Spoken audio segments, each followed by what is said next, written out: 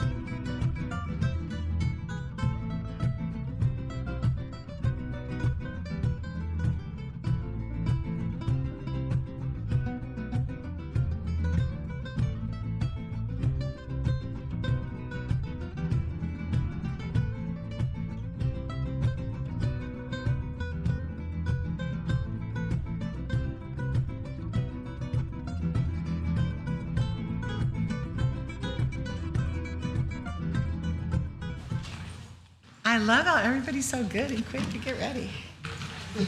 All right. Madam Clerk, please start the meeting. We're good? Yes, Mayor. Thank you. I hereby reconvene the Santa Ana City Council meeting to order. This meeting is taking place with in-person attendance and by teleconference via Zoom. The public may access the meeting via the Santa Ana YouTube channel or the city's website. Please bear with us as the technology may disrupt the flow of the meeting. This is a meeting to conduct the business of the city. There's an opportunity to call for a recess or break, or even to clear the meeting room if a meeting becomes too disruptive to properly conduct business. Warnings will be provided prior to any action being taken. We appreciate your cooperation. For everyone's safety, per the fire marshal, please do not stand or place objects in the aisles, in front of the dais, along the back wall of the council chambers, or in front of any entrances or exits. During city council presentations, guests of individuals being recognized are invited to come to the front to take photos. For roll call, Councilmember Becerra, Here. Councilmember Hernandez, Present. Councilmember Lopez, Councilmember Fan, Here. Councilmember Vasquez, Present. Mayor Pro Tem Peñalosa, Present. Mayor Mesqua. Present. 6 members present, that is a quorum. Thank you. Before we proceed to the Pledge of Allegiance, please make an announcement, Madam Clerk. For members of the public on Zoom or teleconference to request to speak during public comments on agenda or non-agenda items within the city's jurisdiction, you must dial *9 from your phone or click the button labeled Raise Hand from Zoom now to be in the speaker queue once public comments commence. This does not apply to public hearing item number 23 or the Housing Authority agenda, for which comments will be heard separately. Please hold comments on those items until specifically called upon. Thank you. Thank you. For the Pledge of Allegiance, can I have a student from Santiago come up? Just walk up, one of you. Walk up, please. There you go. Beautiful. All right, let's do the Pledge of Allegiance, please. Sweetie, can you tell us your name? Julia Mesquita, And what grade are you in? 5th. All right, go ahead. It's all yours. Place your right hand over your heart. Ready, begin. I pledge allegiance to the flag of the United States of America and to the republic for which it stands, one nation, under God, indivisible, with liberty and justice for all. Thank you so much. Pastor Dirty, can you come up, please, and lead us into the invocation, please? Pastor Durley, everybody. Thank you. Good evening. I know a lot of times I come up and have a different way of making our words of inspiration, but this evening I have Howard Thurman's Meditations of the Heart, and it goes like this: to overcome evil. I seek the strength to overcome evil.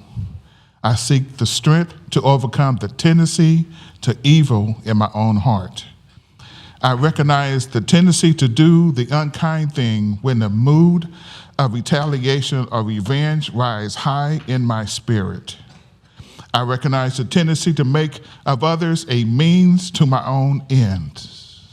I recognize the tendency to yield to fear and cowardice when fearlessness and courage seem to fit easily into the pattern of my security. I see the strength to overcome the tendency to evil in my own heart. I seek the strength to overcome the evil that is present all about me. I recognize the evil in much of the organized life about me. I recognize the evil in the will to power as found as in groups, institutions, and individuals. I recognize the terrible havoc of hate and bitterness which makes for fear and panic in common life. I seek the strength to overcome the evil that is present all about me. I seek strength to overcome evil. I must not be overcome by evil. I seek purification of my own heart, the purging of my own motives. I seek the strength to withstand the logic of bitterness, the terrible divisiveness of hate, the demonic triumph of the conquest of others. What I seek for myself, I desire with all my heart for my friends and my foe. I seek the strength to overcome evil. Thank you. Amen. Thank you, Pastor Durley.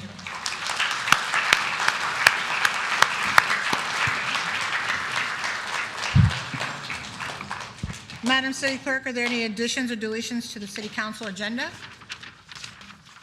Yes, Mayor and City Council. Staff is removing the following items from the agenda. Consent calendar item number 16, the revised MOU for the Police Officers Association. Consent calendar item number 18, resolution amending the classification and compensation plan for unrepresented executive management. And also canceling public hearing item number 23 regarding proposed water and sewer rates adjustments. No public testimony will be heard on this item during the time scheduled for the public hearing. No action will be taken, and a notice of cancellation will be posted. Thank you. Thank you, Madam Clerk. So the first presentation we're going to do tonight is mine. So if we can have Santiago Elementary come on up and join me. Let's give a big round of applause.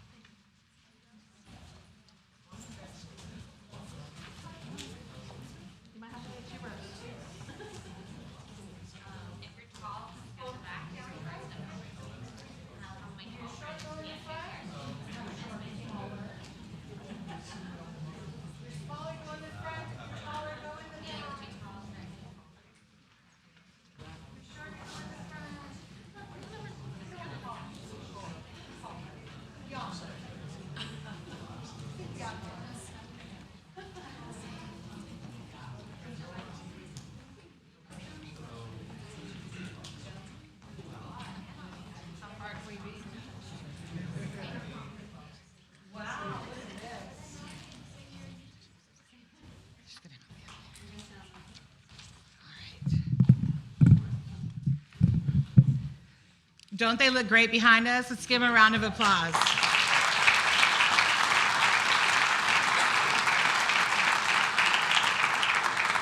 I see Dr. Perez back there. You got to come up. You can't stay in the back. Come on up. Let's give Dr. Perez, the superintendent from Santa Ana Unified, a round of applause.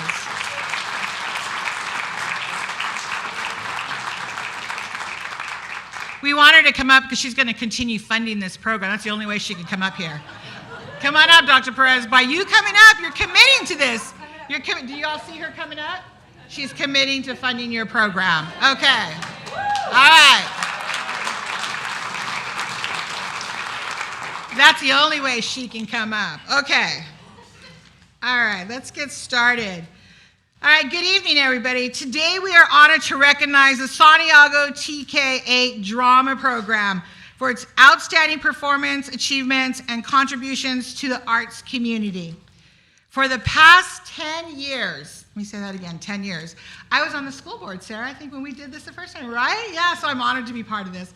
For the past 10 years, Santiago TK8 has brought Disney musicals in schools productions to life, giving approximately 60 students each year the opportunity to perform in a full-scale musical and experience the magic of live theater. And let me tell you, if you haven't gone to see a play, you gotta go, because they're absolutely amazing. Amazing. Yeah, they're phenomenal. That's why you're gonna keep funding them. Over the past decade, the program has grown into a vibrant theater culture within the community, where students, families, parents, and staff come together to celebrate creativity and the arts. This would not be possible without staff, our parents, our community. So thank you. How many of you are parents out there? Stand up if you're parents. Stand up, stand up. Let's give you a round of applause. Yes, parents. Thank you. Thank you, thank you. Each production includes 4 performances in the school theater, consistently selling out, so get your tickets early, and welcoming over 1,200 audience members each year from both the school and the greater Santa Ana community. And when you go, make sure you take cash, because they sell nachos and candy and soda, and you bid on paintings that you're going to want to bid on, okay? I got outbid on one. The dad took me to $140 and I lost, so.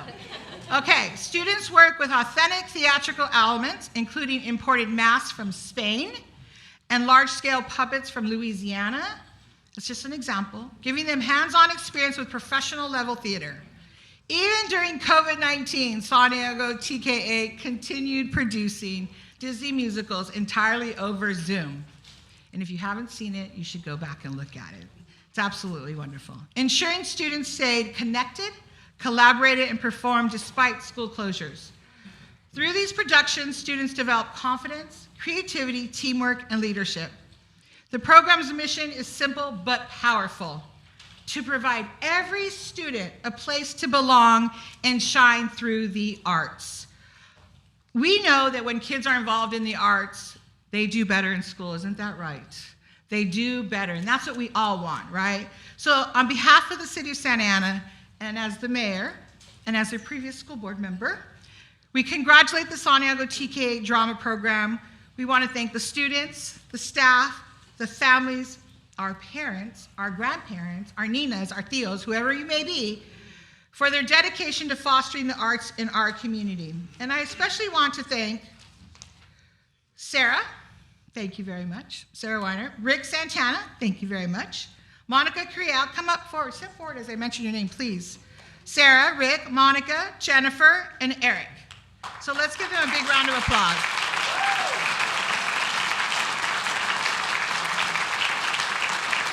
So, who wants to speak? Somebody's got to speak. You go right ahead. Thank you, Mayor Mezcua. We are honored to be here tonight to celebrate our 10 years of Disney musicals in schools. When this program started for us, Mayor Mezcua came to our first show, and we used to do our show with cardboard sets and t-shirts. But over the years, we've had such an outpouring of love from our community to support the arts, and so all the parents, neighbors, relatives, school board members, superintendents, everyone who comes out to support the shows has really helped us fund future shows and kept it going. And we've built more than just the students here, but we've really built a community of people who support the arts at our schools, and that really makes a difference to us. So thank you to everyone who has supported the arts at Santiago over the last 10 years. Whew, we've done them all, but there's only 8 Disney musicals, so we've done Lion King, Aladdin, Jungle Book, Cinderella, Frozen, 101 Dalmatians. Our middle schoolers have done Little Mermaid, they're in Beauty and the Beast right now. We've done a lot of summer musicals, Wizard of Oz, Peter Pan, Moana. So it has been 10 years of nonstop musicals.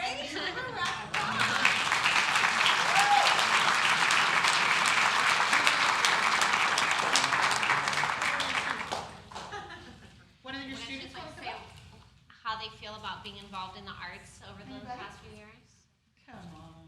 Who's been in Disney musicals for 3 years or more? Julia and Lily, why don't you guys come up?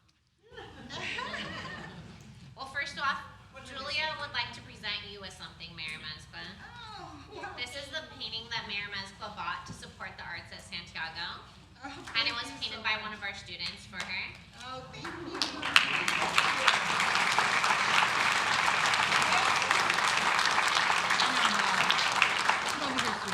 This was painted by one of our students at Santiago. And yes, I got outbid by a parent.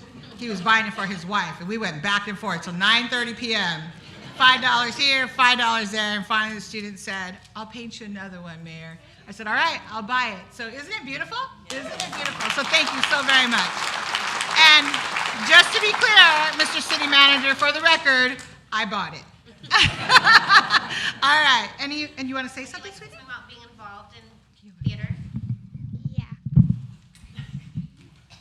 So I've been going to Santiago since I was in TK, and I started doing Disney musicals when I was in 3rd grade. And then before that, I would do the normal class plays, and I would still enjoy it so much. And being a part of it is just so meaningful and just really makes my heart fill with joy, and making new friends and just learning everything about it is really amazing. And what did you say? first year was Aladdin, and I was ensemble. And then the next year we did Finding Nemo, and I was Dory. And then this year we did Alice in Wonderland, and I was Alice. All right.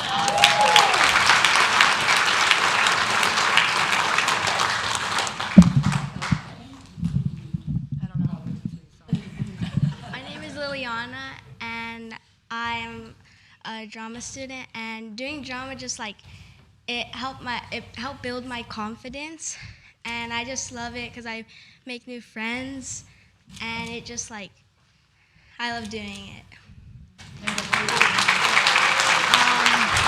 I started in 3rd grade. I also did the school plays, and I did Aladdin. I was ensemble, and then I did Alice in Wonderland, and I was the White Rabbit. And I also did the summer shows, Peter Pan. I was Twin 2, and Wizard of Oz. I was an ensemble, and I just love drama a lot.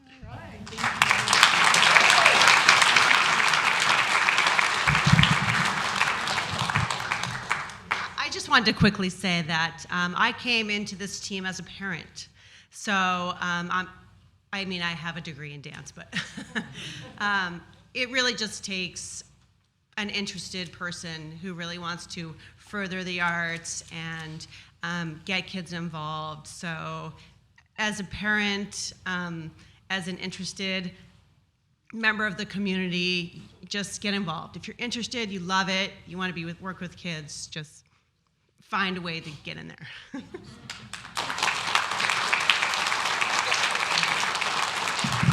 All right. They're amazing, all of them. And thank you so much. And thank you guys for coming tonight. Thank you so much. All right. I don't know, Dr. Perez, you want to say something? Or no? Whatever you want, Dr. Perez. The floor is yours. 2 minutes. You got 2 minutes. Don't give her the mic. Don't knock me over. Sorry.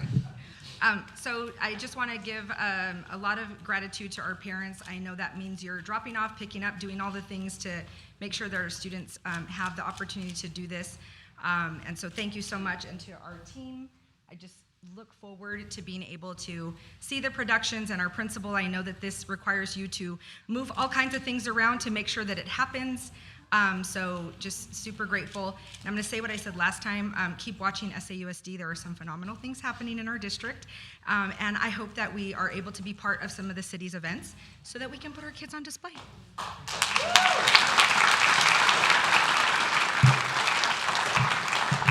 So I know I heard in there a commitment for money. Did you hear that? I did. Did parents, did you hear that? Because I heard that. All right.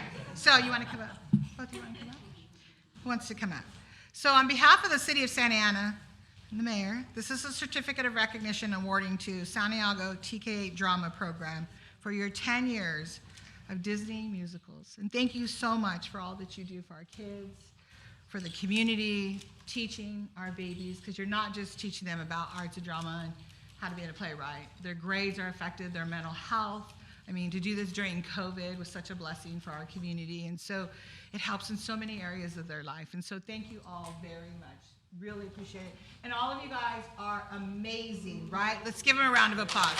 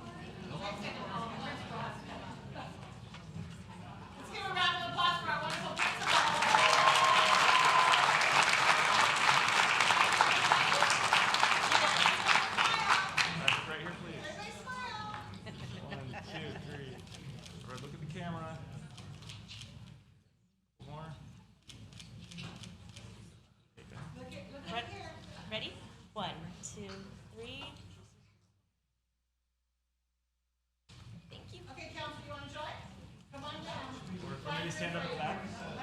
Yeah, stand.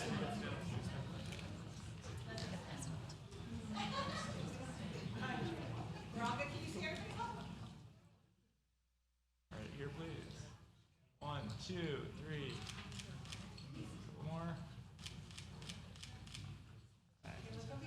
1, 2, 3. Thank you. All right, you guys, congratulations. Thank you.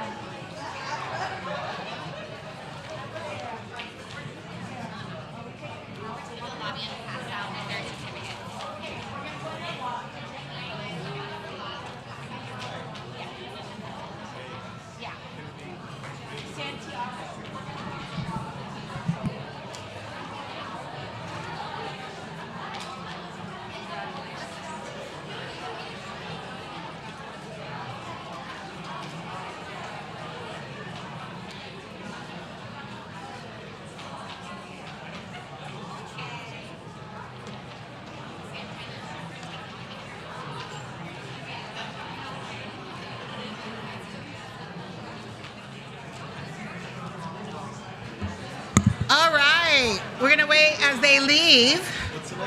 Councilmember Lopez is next.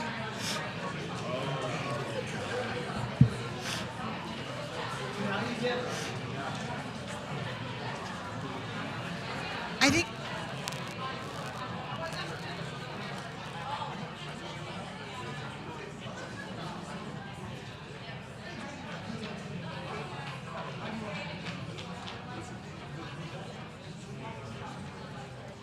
All right, Councilman Becerra, you're up. We're going to try to get through the students first so that they can go home and do their homework. Homework and study and all that good stuff. Councilman Becerra, Segerstrom High School girls, come on up. No, I gotta correct the mayor. They're not just the Segerstrom girls. They're the Segerstrom CIF Championship girls soccer team. Come on up. Come on up, ladies. Come on up. Pretend it's a field. Don't be shy. Come on up.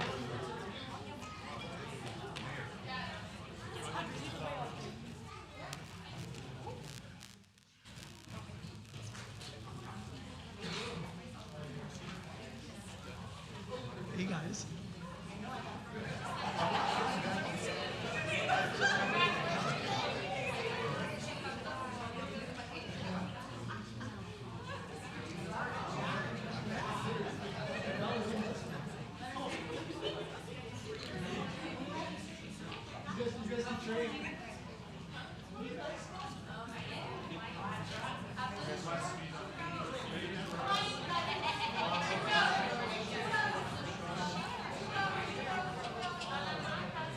She's gonna be in the middle.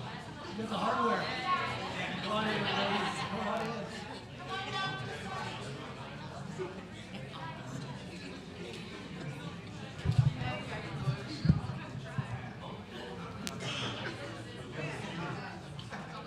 That's a hardware. All I got is a certificate. She's got that. Oh, yeah. All right, everybody. So tonight, we are going to recognize the Segerstrom High School girls soccer team and their extraordinary and historic accomplishments this season. This talented group of student athletes made history by becoming the first girls soccer team in Santa Ana Unified School District's history to win a CIF championship.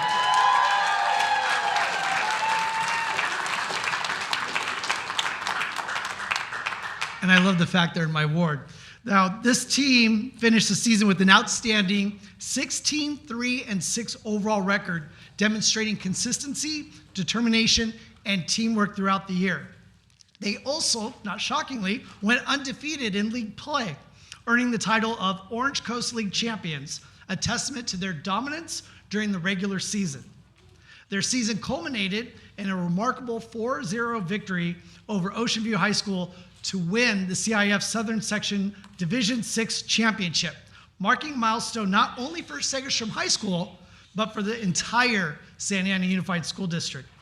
The team then went on to continue their impressive run beyond the CIF Southern Section, advancing to the regional semifinals of the CIF State Championship, further showcasing the strength and talent of their program. The achievements this season reflect the dedication of the players, the leadership of their coaches, and the unwavering support of their families, teachers, and the entire Segerstrom High School community. So, congratulations again to the Segerstrom High School Jaguars and their girls soccer team for this historic season. Your hard work and perseverance and teamwork have made your school and our entire Santa Ana community incredibly proud. So please join me once again in celebrating our Segerstrom High School girls soccer team on winning the CIF championship.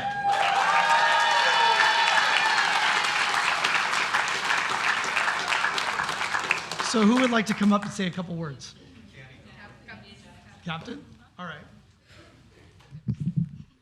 Okay, hello everyone. My name is Danielle Dominguez. I'm a senior here at Segerstrom High School. I'm one of the captains here on varsity, and I'm also the ASB president here at Segerstrom.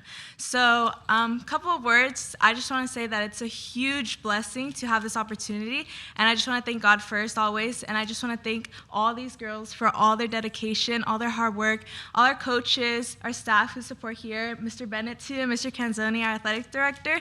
A big round of applause for them for all the work that they do for our school and just for us to be recognized like this.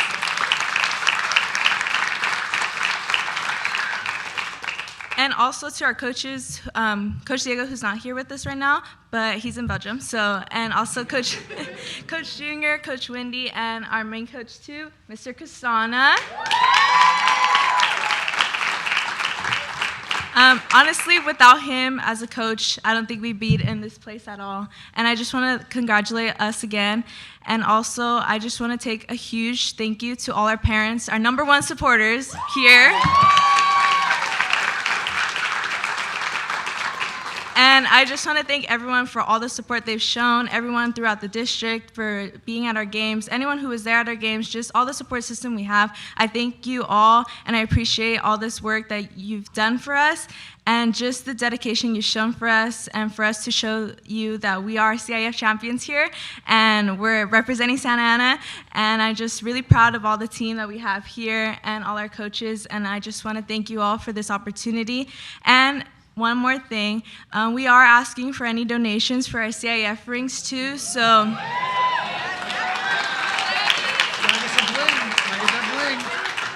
So we would gladly appreciate any donations for our team. Please talk to our coaches or our staff as well.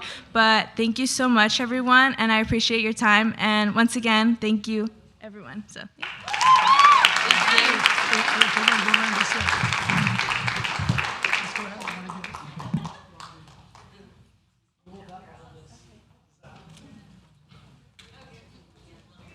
Squeeze in, please.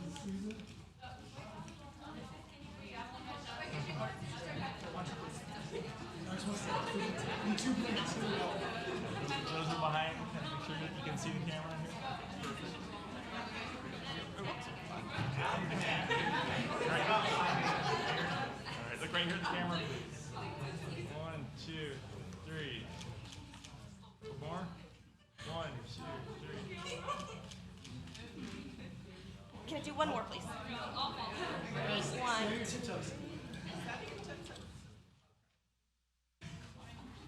Thank you. Oops.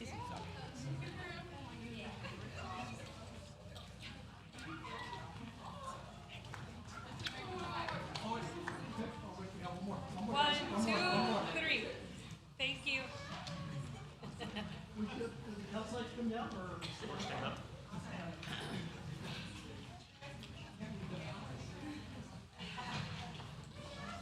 One more here. more time, please.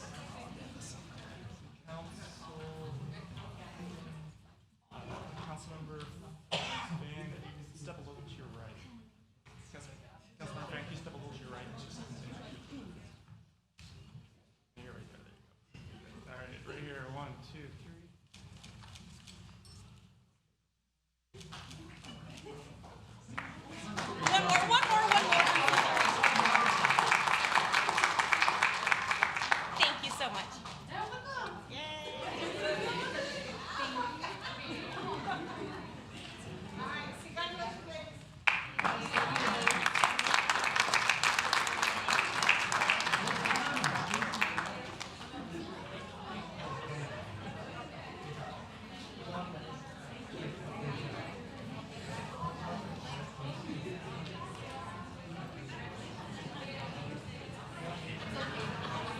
Congratulations. Do you guys have a 501c3?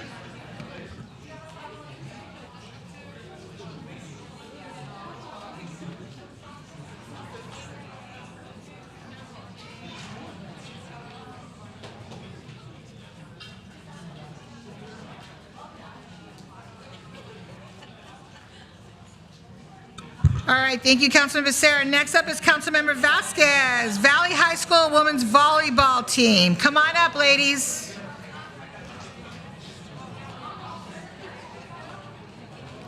Valley High School Women's Volleyball Team, in honor of Women's History Month.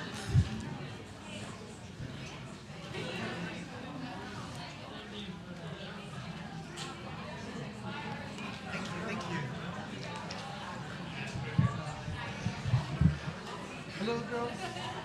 ¿Y dónde anda Jacqueline? Where's Miss Gill? Where's Miss Gill? Okay. Miss Gill, a minute. All right. Let's go, Valley. As we continue to celebrate Women's History Month, we honor young athletes who are making history right here in our own community. Tonight, we proudly recognize the Valley High School women's volleyball team for their remarkable achievements. This team captured Orange Coast League Championship in 2025, adding to their previous titles in 2022 and 2023. These victories represent 3 of the only league championships in the program's history, marking a significant milestone for the school. We also want to give special recognition to Sofia Guzman, to Jackie Gill, she's in my second period, Daniela Samosa, who were part of 2 championships teams in 23 and 25. Their leadership, dedication, and commitment exemplify the strength and power of women in sports, and their experience has been key in guiding the team to continued success. Can we please stop talking? Excuse me, Councilman Vasquez. We need to be quiet, please, so we can have this presentation. Thank you so much. Thank you. I apologize. This year, the team also advanced to the quarterfinals of the CIF Playas, showcasing their competitiveness, resilience, and teamwork on the field. During Women's History Month, we celebrate these young athletes for setting records and inspiring future generations of girls at Valley High School and throughout the Santa Ana community. To close, I'd like to invite team captain Sofia Guzman to the podium. Can you say a few words? Llegó Sofia? Oh, pues, ¿quién quiere? There we go. Introduce yourself. I'm Alyssa Monge, and my position in volleyball is setter. Unfortunately, our captains are not here, and the rest of the team. But what really, I don't really know what to say. Proud, excited. I'm really proud of me and my girls, the whole team. During preseason, our chemistry was not there. We were trying to figure things out, but when league started, that's when we started picking things up. Like, we started learning each other, and that's like kind of like How you came together? How we came together, basically. And I'm really proud how we made it to round 3. I would like to thank our coaches for being there. Unfortunately, they're not here too. Also, our EDs are not here too. But so glad for Coach Arroyo for coming. He's our JV coach.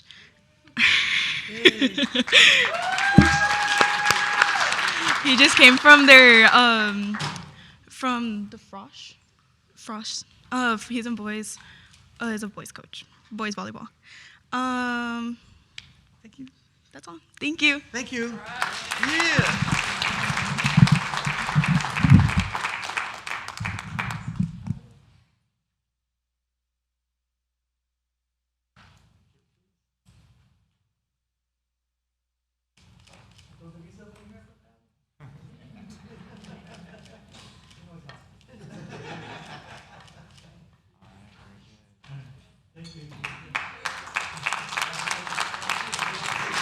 Okay, next presentation is by Councilmember Lopez, declaring May 2026 Murdered Missing Indigenous Women Month. Please come on up.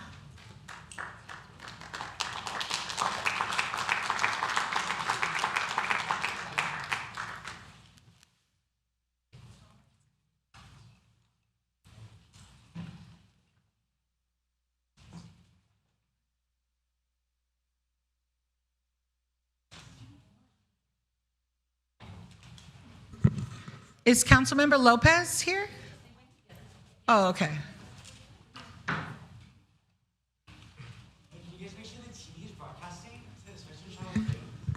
Thank you very much. We can't have public comments like that. Thank you.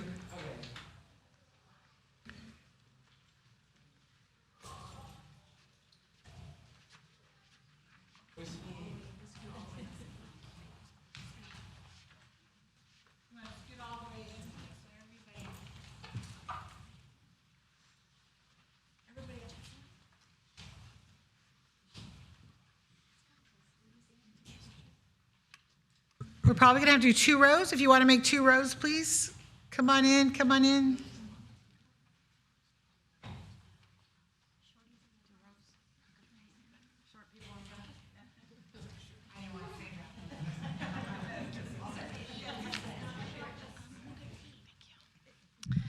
Hello. Hi, everybody. Thank you so much for being patient. It really is such an honor to be able to recognize an incredible organization. If you don't know, they are located here in the city of Santa Ana. They've been doing work for a very long time, and in 2021, they opened their doors to the community. And so today, Indigenous Women Rising of Orange County is going to be accepting this proclamation, proclaiming the month to come of May as Murdered and Missing Indigenous Women Month. So, before I begin, I also want to acknowledge the Indigenous people who are the original stewards of the land we gather today, and recognize their resilience, their culture, and the contributions that Native communities have made, past and present. Several Indigenous cultures dwelled in the area we call Santa Ana today, including the Tongva and Ahachiman tribes before the Spanish colonization began in the late 1700s. These major groups of Indigenous people in Orange County were thought to originate from the Shoshone. And so I really just want to take a personal moment to say how much I admire their strength, their resilience. We can never forget that Indigenous people have faced just awful discrimination, awful harassment, awful treatment that is systemic, and they were intentionally, systematically excluded from so many opportunities. And so as the daughter of parents who have survived war, I really relate to that, that belief of strength and that belief of never giving up and always fighting, not just for oneself and their safety, but for their entire communities. And so across the United States and North America, Indigenous women, girls, and Two-Spirit relatives have faced disproportionately high rates of violence, disappearance, and homicide. For decades, many of these cases have been overlooked, have been ignored, have been underreported, and left unsolved. Behind every statistic is a family waiting for answers and a community grieving the loss of a loved one. The movement to address this crisis has been led by Indigenous families, advocates, and organizations who have worked tirelessly to raise awareness and call for meaningful change. Organizations such as Indigenous Women Rising of Orange County are doing the vital work needed to uplift Indigenous voices and bring attention to this issue. As an Indigenous-led organization, Indigenous Women Rising OC works to empower Native communities and support Indigenous self-determination, healing, and well-being. Through their powerful ongoing work to raise awareness about missing and murdered Indigenous women, girls, and Two-Spirit people, and for their advocacy and support of California's Feather Alert program, their leadership and their dedication to help bring visibility to issues that impact all of our communities, in particular Indigenous communities, is incredibly important because, as I said earlier, these issues have been ignored for far too long. Through their advocacy, education, and community engagement, they are helping to advance awareness, accountability, and justice. It is my honor to recognize their commitment and the important role that they play in uplifting Indigenous voices and protecting Indigenous lives. I would also like to invite members of the community to join folks that you see behind me after this council recognition to our reception immediately following at the Indigenous Women Rising office located right across City Hall.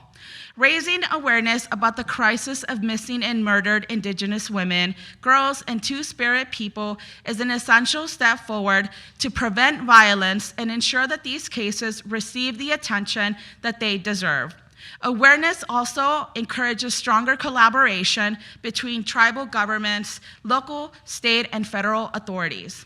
Declaring May is not just symbolic, it is really a commitment to listen to Indigenous voices, to support community organizations that have been doing this work in our community for many, many years, and to ensure that Indigenous women, girls, and Two-Spirit people are safe, valued, and protected.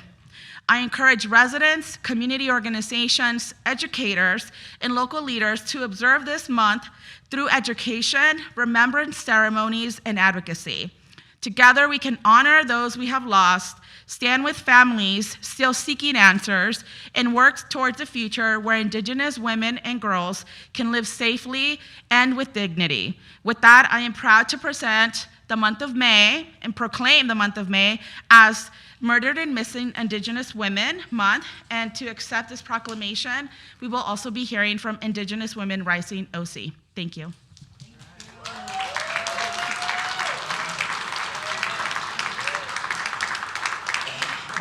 Okay, this needs to go down a little, because I'm one of the short. Does that help? All right, that's good.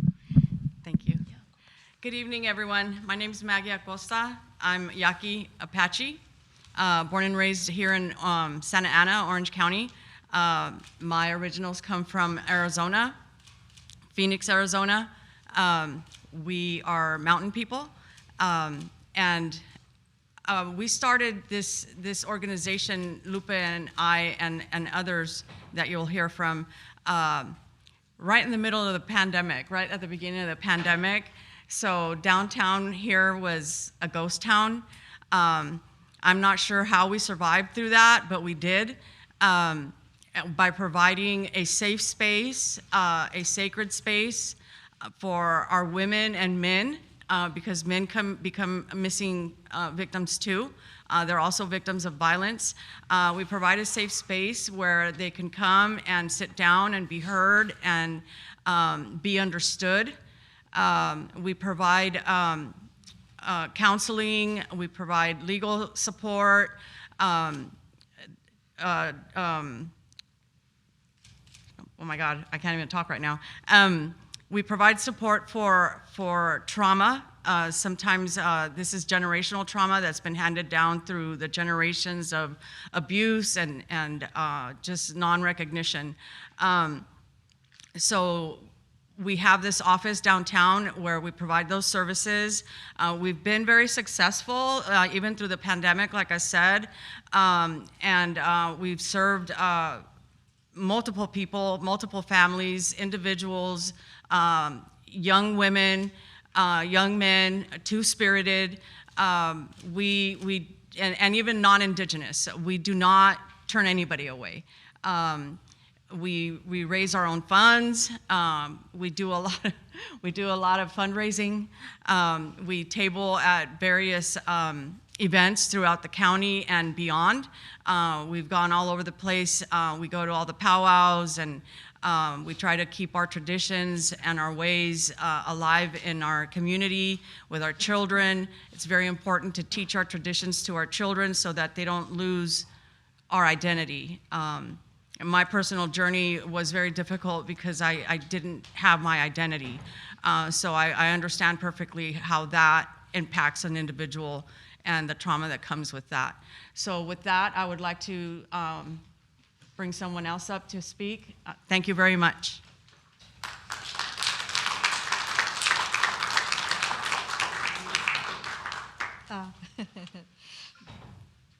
Sorry if I get emotional. I didn't think I would, but I am.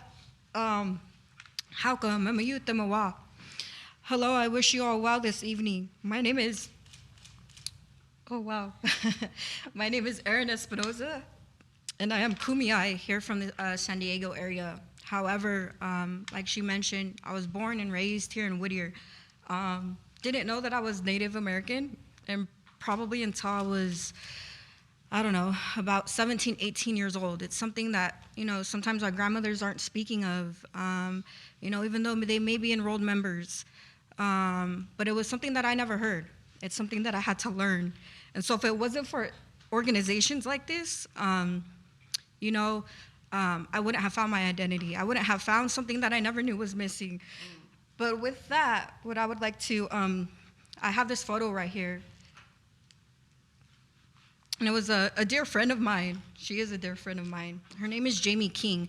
And if we can all just together say her name, I would like for all of us on the count of 3, if we could all just say Jamie King. 1, 2, 3. Jamie King. I'm here on behalf of Indigenous Women Rising. Lupe invited us, but also for United American Indian Involvement.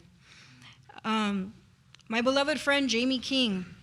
I have the honor and privilege to call her my friend, my sister, my coworker, who will forever be missed and never forgotten. She is also a daughter. She is a mother, a grandmother who loved everyone, and a true testament to wanting to help her community.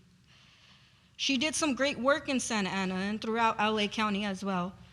She had the biggest smile and loved hugs.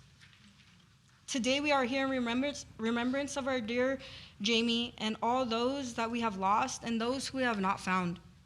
I just thank you for this space. Again, we come with always good intentions and safe spaces. And that's the work that we do throughout Indian country. And I'm just so very thankful for giving Indigenous Women Rising the opportunity to be here today. And again, thank you.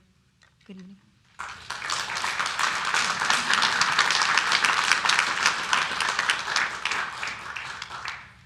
Hi, my name's Lila, and I'm just here to say I'm very grateful for the Feather Alert. Our family became victims, and our daughter was found. Thank you.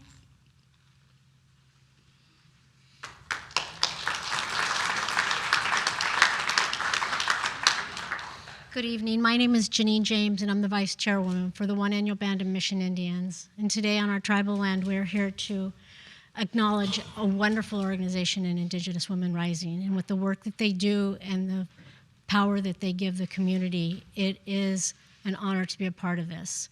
So thank you for this, and I appreciate everything they do. I'd also like to say that the One Annual Band of Mission Indians, 84B, fully support Jesse Lopez and hope that everything works out well for everybody. Thank you very much.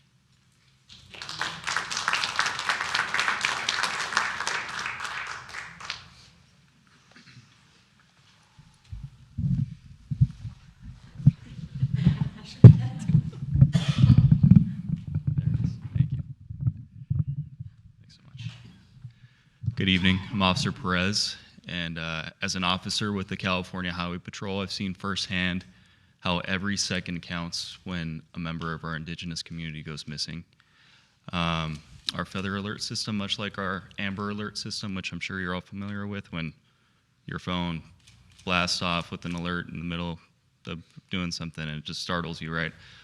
Feather Alert system, much like it, it's a powerful tool that brings a new set of eyes and ears through the millions of drivers traveling throughout California.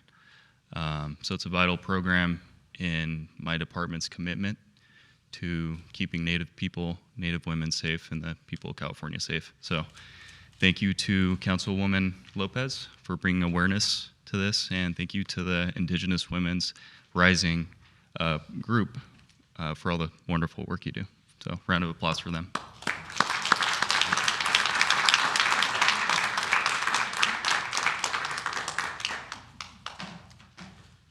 Thank you, everybody. Are we ready for a group picture? Thank you.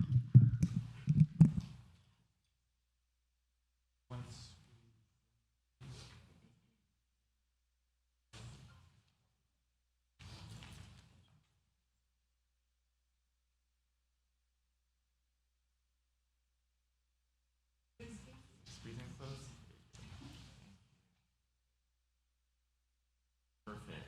All right. Look right here at the camera, please. Three. 1, 2, 3.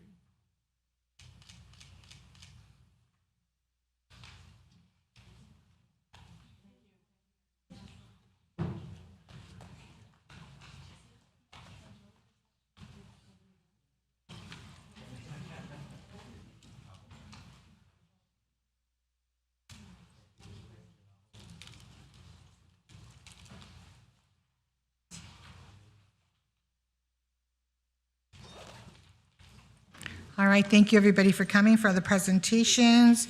At this time, we're going to go to staff presentation. Mr. City Manager, can we please have the presentation from Public Works, please?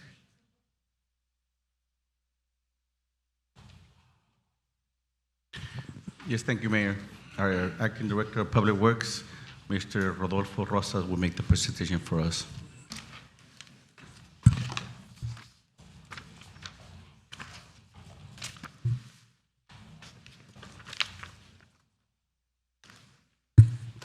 Good evening, Mayor, Mayor Pro Tem, City Council members.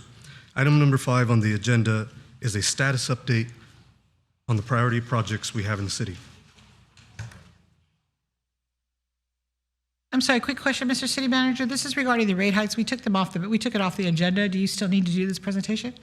Is this just the rate hikes? Okay, I apologize. I want to make sure it's not just regarding the rate hike. So I missed 2 meetings. I just want to make sure. We took that item off the agenda. Yes, this All is right. Go ahead, Mr. Rosas. I apologize. Public projects. Got it. Just thank you. Not raising rates for water. Thank you. No. Thank you. Okay, here we go. There are currently 42 projects in construction representing a total of investment of $185 million in the community. The projects listed here have been identified as priority projects, and I will be providing a status update for each. Here's just a brief map illustrating all the projects, all these priority projects throughout the city. As you can see, the priority projects are being constructed in all sectors of the city. We'll start with a priority project that is already completed. El Salvador Park improvements included new restroom facilities and baseball field upgrades. The restroom was completed in May of last year, and the field improvements were completed in January of this year with the assistance of the local carpenters union.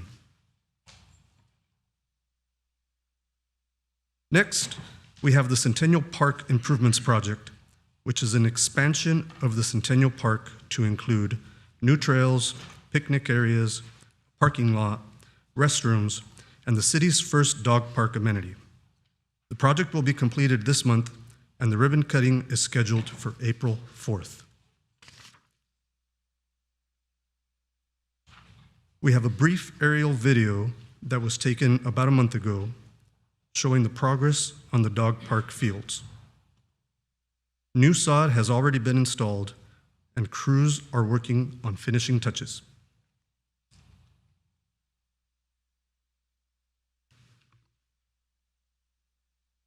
Next, we have the new Salvador Quintana Park at Bristol and Tolliver. This new park is the third in a series of so-called sponge parks, as there are major stormwater capture and reuse elements included. In fact, the majority of the funding for this park comes from state grants related to stormwater. In addition to the buried stormwater elements, this project includes a new play equipment and adult fitness equipment, shade structures, pedestrian pathways and lighting, a new basketball court as well. Project is on schedule to be completed next month.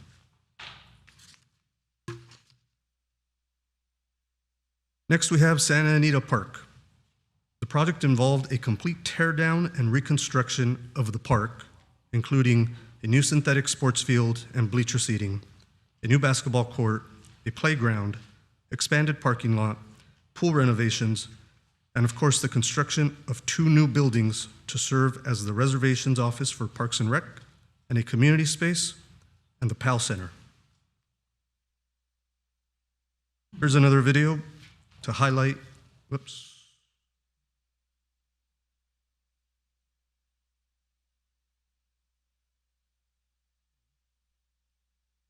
There we go.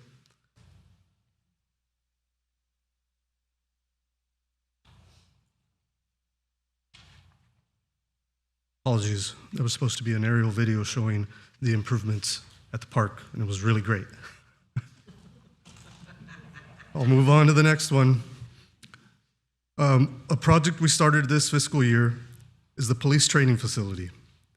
The project included installing a new classroom building, a new simulation house building, and renovation of the existing restrooms and office space. As seen here, you see the new classroom buildings, the simulation house, and the top left picture is the restrooms and office space. Work is substantially complete. The site is in use, but additional work continues to provide additional utility connections to the simulation building and general site cleanup. We also have a number of street improvements in construction. One of the larger projects is the Standard and McFadden Bikeway and street improvement projects. The project was divided into 4 major phases to ensure the contractor completed segments of the project before moving on to the next segment. Currently, 3 of the 4 phases are substantially complete, and work has begun on the final phase, which is McFadden from Bristol to Grand.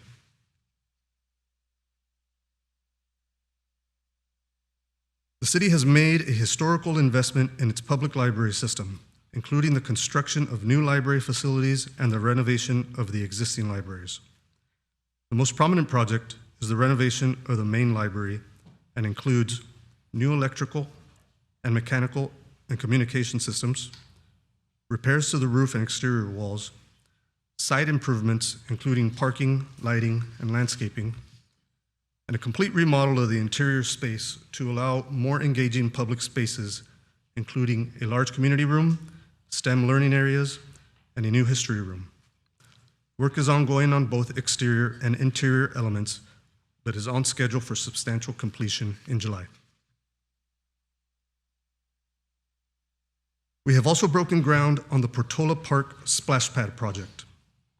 The project includes a new splash pad with water features and shade structures, renovating the restroom at Portola Park, and adding onto that building to house the splash pad equipment.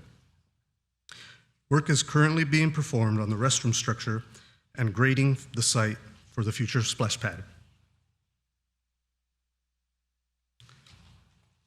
Madam Mayor, before Rudy moves on, that's in Ward 3, not Ward 6. Just want to make sure it's corrected, Thank you, Council. which is Mayor exciting Pro Tem. for Ward 3. Thank you. Apologies. But I just wanted to point that out. Thank you. There's more coming, don't worry. We'll have them in all the wards. Go ahead. This fiscal year, the City Council included funds to construct street improvements in the MacArthur Place business area. Public Works has completed plans, received bids for the improvements, and is preparing to bring a contract for council's consideration next month. If approved, the project is on schedule to be completed in September of this year. The Memorial Park Aquatic Center represents the largest investment in our parks and aquatic facilities. The project includes demolition of the existing pool and buildings, which contained asbestos, complex grading, soil dewatering, remediation and strengthening, building of a competition pool and recreation pool, constructing a new state-of-the-art aquatic building, and concrete bleacher seating. We do have a video here. The project presented a number of challenges early on, but is now rapidly advancing. The work effort is extensive. This video taken in January shows work simultaneously occurring on the building and pool structures. Today, work continues on the roof, electrical, and pool plumbing systems. The pool structural elements are complete, and both the north and south buildings are structurally complete as well.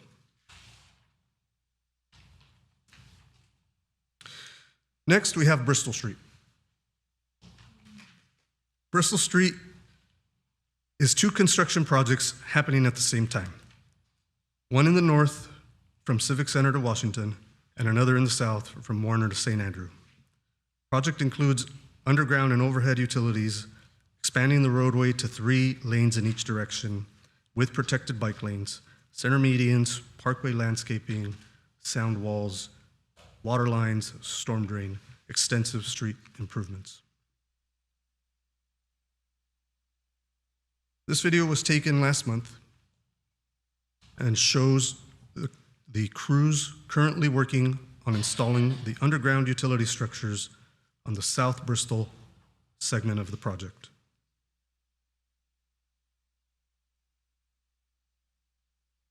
We also show the recently completed North Bristol project. Northbound lanes are complete and open, and the southbound, which is shown on the left of the video, will be working on pole removals and finishing the southbound lanes this summer.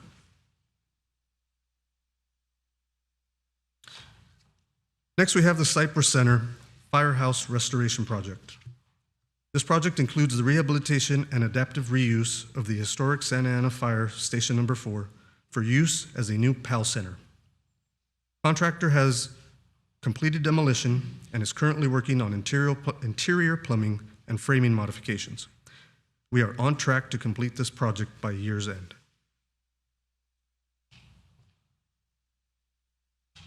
And finally, we have the Warner Corridor Widening Project. Similar to Bristol, this widening project is planned to be delivered in phases.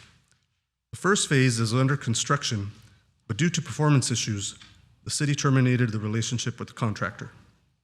Since then, the city has made progress on completing elements of the project and continues to do so.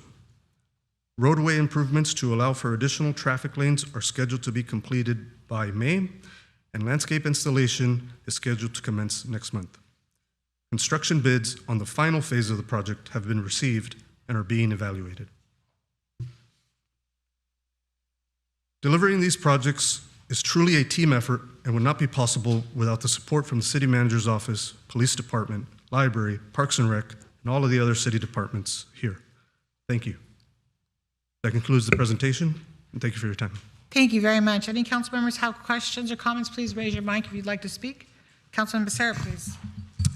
Thank you, Madam Mayor, and thank you, Rudy, for that presentation and update. It's good for the community to see some of the progress we're making, and thank you, Mr. City Manager. As we've talked about many a times, there's a lot of these projects that, they were in theory, they weren't really happening, and so I want to thank you and your team for jumpstarting these and making them happen. And I know Rudy hasn't been on the job in his particular position too long, and so this is a testament to the work that you've been able to accomplish in your time. So between our city manager and our director of public works, I want to thank both of you guys for all the work in making these things happen. So thank you.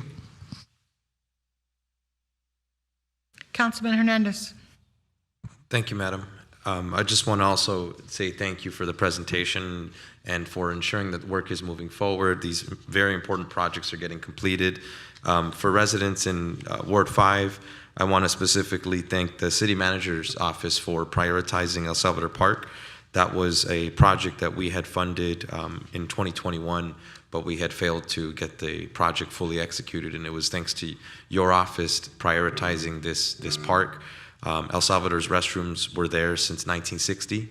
They were one of the older facilities, and you helped replace those. So I want to be on the record and telling you thank you on behalf of the thousands of residents and the students and families who use El Salvador Park. Thank you very much. We are also very much thankful for all of my colleagues here at the Santa Ana City Council who voted in favor of investing in our public library. We invested over $23.9 million in renovating the Santa Ana Public Library. So I just want to remind residents in Washington Square and Willard and across the city that our library will be opening up this year. July 2026 is the date that we are targeting. We're looking forward to serving families across the city. And then lastly, construction is looking close to complete on Bristol between Civic Center and 17th Street. All of that construction is looking really nice. Residents are very happy with the way that they've been treated throughout the process. So I just want to also be on the record for saying thank you guys, City of Santa Ana, for doing your due diligence to mediate any of the residents' concerns. Thank you. Thank you very much. Councilmember Vasquez, please.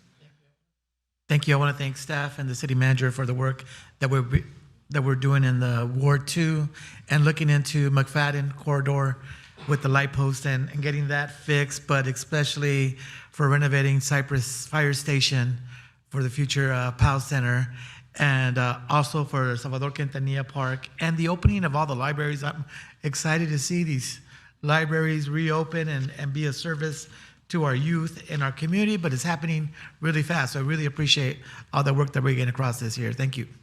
Thank you. Mayor Pro Tem Pedalosa, please. Thank you, Mayor Mesqua, and thank you, city staff, for this long-awaited update on these various projects that we have in the pipeline and under construction.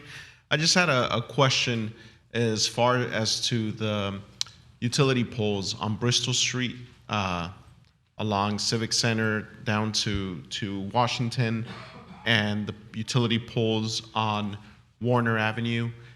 When can we expect that process to begin in the removal of the utility poles on Bristol and Warner?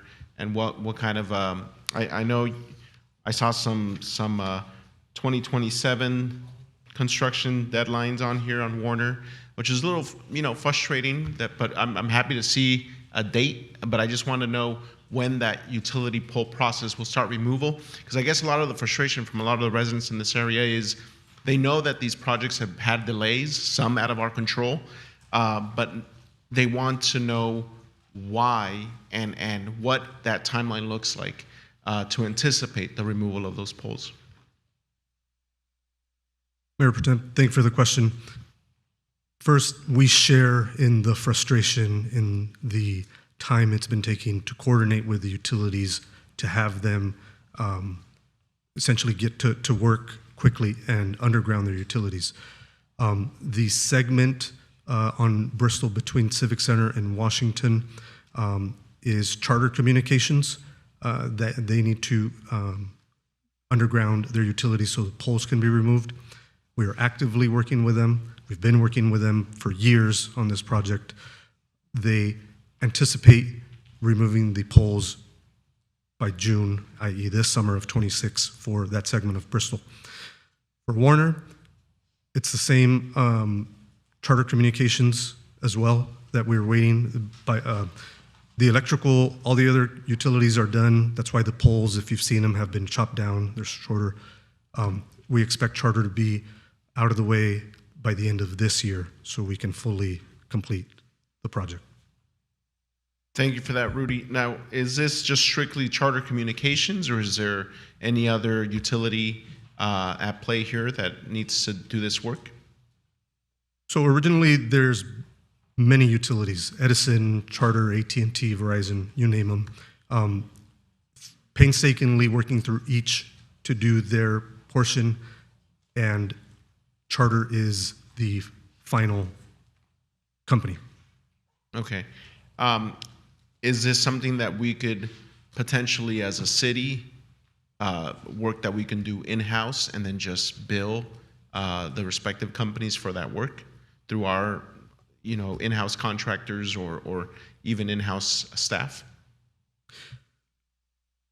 Traditionally, that is not something the utility companies would allow. However, right now we are exploring all options to expedite this project. Perfect. Thank you, Rudy.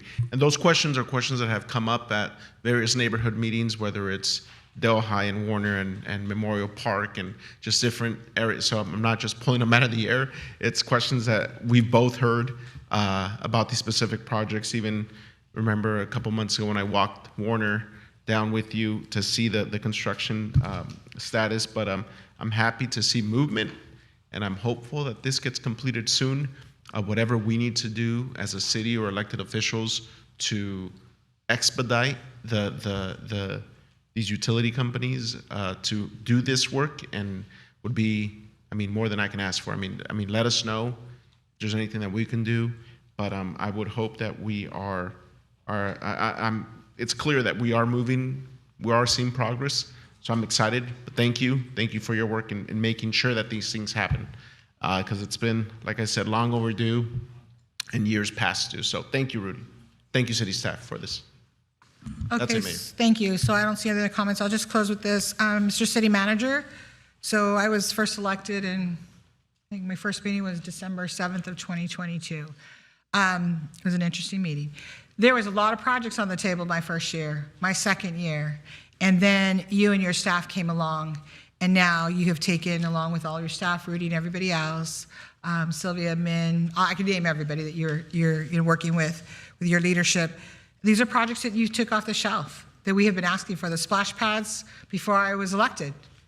I know Mayor Pro Tem talked about it when I first was elected, whether it's utility poles, whether it's the parks, all of this, the dog park, when I got elected, I heard about the dog park that was, I think 5-6 years in the making and no funding for it, just for an example. So I really appreciate that. I think we don't say that enough. We always, we hear some of the complaining about, all the things that are happening that may be negative.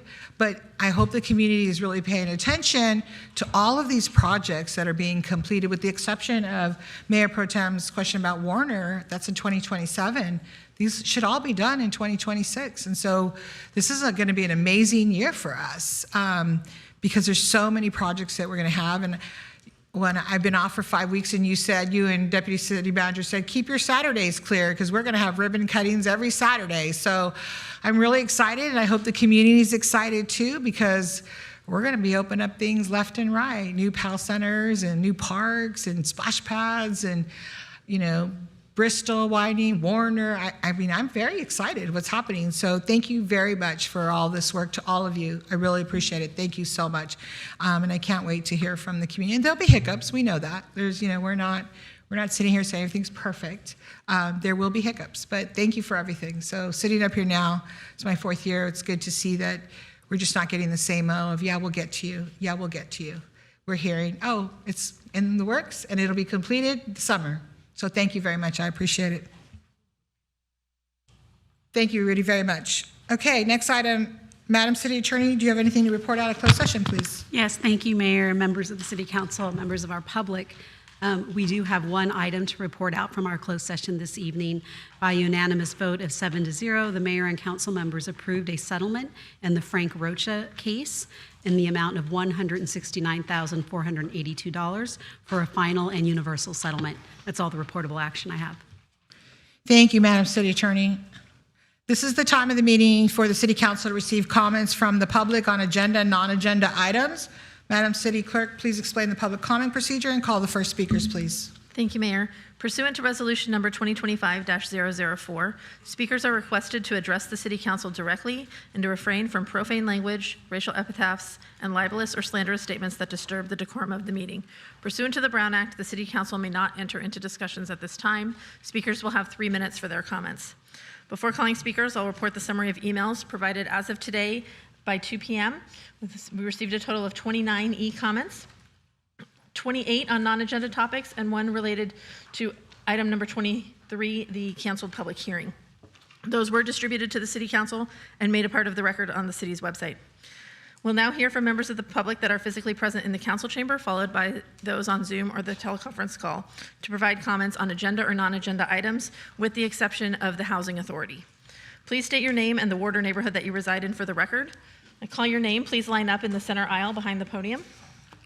Manuel Avila, Erica Armenta, Jocelyn Pacheco.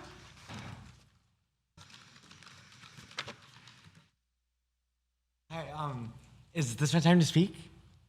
Okay, God bless you. Does this go on Channel Spectrum 3? Channel Spectrum 3 News? Will it actually go on the news? Oh, okay.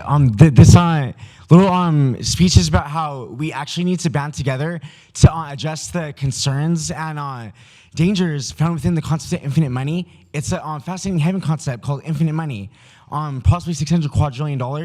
But just know we don't get to receive any of that reward, the $22 million for every single soul, plus the extinguishment of global disembodiments from our type of legislative control. It would actually unify all of our hands body toward one type of controlled legislation where we'd actually be able to shut down the black market.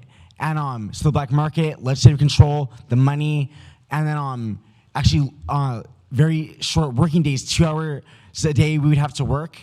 And there's not much that we could think about in terms of stopping us. I think we have to think more about protecting it safely, because there are things we can see. The things we can't see is that resources are not a problem. Even in terms of like the future heavenly Jesus and Jehovah, possibly giving us maybe miraculous, like similar to being manna-esque and re-emulant of Yahweh's manna through the wilderness, or resources could just become available and teleportively can channel our family into heavenly bliss. That's resources. And then we have work motivation. And work motivation, we're all going to be a culture of red, successful, like we're going to be psychologically intelligent and maybe athletic or spiritual into a higher enlightenment. And I think we're going to be success oriented, where we like striving into the success. And look at this massive unsuccessful state that is created when we don't work and when we let this work motivation fall low. It's actually where we see the $22 million from the $600 quadrillion split evenly. Medical problems and time, right? I don't know how much because we're gonna get free food and free freaking deliveries of cars and free houses. Everything's gonna be free. So that $22 million might last a very long time. More than what we would expect, because everything is free. So we need to think of everything like how the inflation is no longer a thing because of we have debit cards from the government, federal e-coin, and we also have legislative controls. So that's how's inflation. Inflation is normally what they say is wrong when they say we can never print infinite money, or we can never print quadrillions, we can never print trillions, hundred trillions of dollars. If we try to print $300 trillion, they would call us crazy. They would say that's one Earth. So, but it is possible. But we need to have to Manuel, think your infinite. time is up. I'm going to have to plan it out first, or else it's dangerous and Your time is up, irresponsible. sir. Thank you. Erica Armenta, Jocelyn Pacheco, Matthew Compton. Will there be one more time to only one per thing, huh? Oh, okay.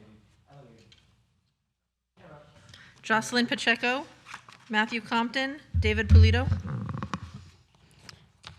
Good evening. My name is Jocelyn Pacheco, and I'm with CSOOC's Police Accountability Committee. We are here yet again to demand justice for the far too many lives taken by your officers. On December 1st, 2024, Noé Rodriguez was unarmed and experiencing a mental health crisis when officers Luis Casillas and Isaac Ibarra shot him nearly 30 times. Body camera footage shows they opened fire less than 30 seconds after arriving, with most of those bullets striking Noé in the back, including 3 as he was already falling to the ground. The full footage also proves that officers' statements do not match reality. Casillas claimed he fired 14 to 15 rounds when in reality he emptied all 18 rounds and still reloaded. Ibarra claimed he fired about 7 rounds when he actually fired 11. So either they don't know how to count or they willingly provided false statements to justify deadly force. Casillas also said it looked like Noé was loading a gun, but that is not what the footage shows.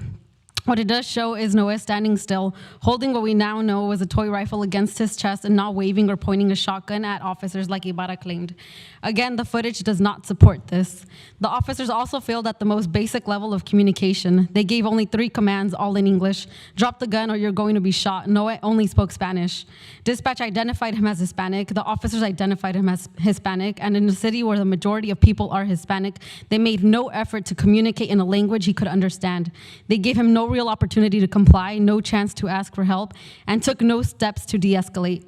After shooting him, they failed him again, and instead of providing immediate medical care, they waited. They called for more officers. For over 10 minutes, Noé lay without aid. When officers finally approached, they shot him again with a 40-millimeter launcher, handcuffed him, and only then called for medical personnel. That was more than 13 minutes after he had already been shot 29 times, but it did not stop there. Just 1 month later, on January 1st, 2025, Officer Luis Casillas shot and killed Henry Gonzalez Jr., a man his own mother said was suicidal and in crisis, yet there was no attempt to de-escalate.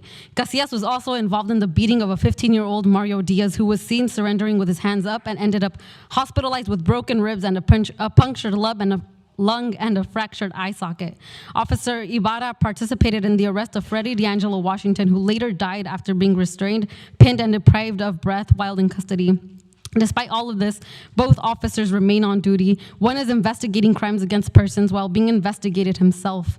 Meanwhile, the Santa Ana Police Officers Association, whom you, Valerie, have taken money from, has attacked grieving families and community members, calling them anti-public safety for demanding transparency. So it's no wonder why you refuse to hold them accountable. Casillas and Ibarra are a threat to this community, and unless you all take steps to hold officers accountable when they commit crimes, any one of us here tonight can be next. Just another statistic on the long, long list of Black and brown people victimized by SAPD, and you all need to do better. We demand justice for Noé Rodriguez, Henry Jocelyn, Gonzalez Jr., Mario Diaz, Your Freddie time is up, D'Angelo ma'am. Washington, and Your all time lives is taken up. at the hands of Her mic poorly has trained, been muted. trigger Thank you happy very much. officers. Ma'am, Demand your this council time does is what up. it is here to do, protect our community, Ma'am. protect Santa Ana, and stop letting killers Your pass time is up. Thank you. Thank you. Your time is up.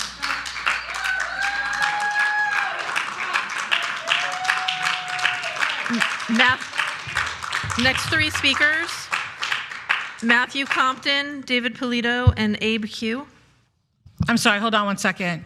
We've been through this over and over. If we can't be respectful and let people speak, then we're going to have to take a break. So please just let people speak. It's 3 minutes, please. You can boo me all you want. So thank you very much. 3 minutes. Thank you. Yeah, she was like 17 seconds over. You could have let her finish. I mean, you sit here and say like, oh, you need to let people speak, and then you don't let people speak, but whatever. I feel like I don't have to introduce myself. I've been here plenty of times. Y'all know me. So I'm here today to once again demand justice for Noé Rodriguez. It has been well over a year, and the 2 officers who murdered Noé remain on the force. Despite Luis and Isaac lying to fellow officers about how many bullets they each fired and about how Noé was acting. In the full body cam footage, officers Luis Casillas and Isaac Ibarra lied multiple times. Casillas said he fired approximately 14 to 15 bullets when he actually fired all 18. Ibarra said he fired 7 bullets when it was actually 11. Casillas said it looked like Noé was loading a gun, but that is not what we see in any of the footage. Instead, we only see Noé standing motionless against the wall of Casa Linda Furniture Store, holding the toy rifle to his chest. Ibarra said that Noé was waving around a shotgun and pointing it in their direction. Again, the body cam footage contradicts both of these false claims. On February 18th, members of CSO, including Noé's 2 young daughters and Erika Armenta, were confronted by Isaac Ibarra outside of the police department while recording videos. Shame. He could have left the building many different ways, but chose to try and intimidate the family and our members. When he was called out for the shameless tactic, Ibarra assaulted members of our organization and called for several police officers to help him. Ibarra once again lied to fellow officers, saying we assaulted him in an attempt to get us arrested, when in reality we never touched him. Instead, Ibarra elbowed myself and another member in the stomach, and then he proceeded to shoulder check me to try and get a reaction out of me. Ibarra also did a fake punch towards another member. When the officers arrived, Isaac tried to get the same CSO member to fight him, getting in his face and taunting him to try and fight. Meanwhile, none of the other officers present tried to calm down Ibarra or get him out of our member's face. Instead, the officers surrounded us, including the family of Noe. Isaac is highly mentally unstable and should not be allowed on the force, let alone carry lethal weapons. Again, myself, along with the family of Noe Rodriguez, demand that both Isaac Ibarra and Luis Casillas are fired from the force. One more thing, Becerra. You had a meeting with the Coach Royale mobile home people, their tenants, and their management company is evicting them without cause and threatening to call ICE on them. And all you had to say was, oh, there's lines we don't cross. Well, you're a disgusting human being for that response, and you should be ashamed of yourself. That is what you're saying. Yeah, that is. Yeah, that is. David Polito, Abe Q, Brian Villacorta. All right. I would like to begin by thanking Councilmember Jonathan Hernandez for helping us to establish a mural of Noe Rodriguez here in downtown Santa Ana. That's right. That's right. That mural stands less than a block away from where he was killed by Santa Ana police. It stands as a monument to the dignity of Noe Rodriguez, and it symbolizes the ongoing struggle for justice for all Chicanos killed by police. Now, my name is David Polito, and I'm a member of CSO Orange County. We are here to demand justice for Noe Rodriguez. Yes, we demand that killer cops Luis Casillas and Isaac Ibarra be fired. That's right. Luis Casillas killed 2 people within 1 month. Noe on December 1st, 2024, and Henry Gonzalez Jr. on January 1st, 2025. Last June, Casillas was one of many officers who beat 15-year-old Mario Diaz after he had already surrendered to police, according to his family. For all his crimes, SAPD has not fired Luis Casillas. Instead, they moved him from patrol to the Crimes Against Persons Division. Shame. Isaac Ibarra also killed Noe Rodriguez. The next month, he was one of 6 officers who brutally arrested unarmed Freddie Washington. And this February, as my comrade mentioned, while holding a press conference with Noe's family, Isaac Ibarra approached us. It was a cruel and shocking act of disrespect. When we confronted Ibarra and started filming him, he lunged at us and pushed us multiple times and lied and said we assaulted him. There's multiple testimony to contradict that and at least 3 videos. Isaac Ibarra is a dangerous man and should be fired immediately. Police-backed politicians like Phil Becerra, right over here, they like to cry about the right to due process when it comes to police. But where was that right for Noe? Your police robbed that right from Noe in under 30 seconds. Where was that right for Freddie Washington? Police robbed that right from Freddie when they let him die alone in a jail cell. When people talk about due process for police, I think about Alejandro Campos Rios, an unarmed 50-year-old Chicano who was killed by Fullerton police in 2024. The DA's office just released its report claiming that officers were not guilty of criminal misconduct. In the past 15 reports, they say officers were not guilty of criminal misconduct. In the last 25 reports by the California Department of Justice, no police were found guilty. We cannot wait for the criminal and justice system to exonerate these killer cops, to whitewash their crimes. We demand that Luis Casillas and Isaac Ibarra be fired before they kill again. Before they kill again. The blood is on the hands of our own police chief, Robert Rodriguez. The blood will be on your hands, City Manager Alvaro Nunez, if you do nothing. The blood will be on the hands of any council member who stands in the way of accountability and justice. Never let anyone forget it. That will be your legacy. We will be here. We're not going away. We will be here every time. Justice for Noe Rodriguez. Justice for Henry Gonzalez Jr. David, your time is up. Justice for Freddie Washington.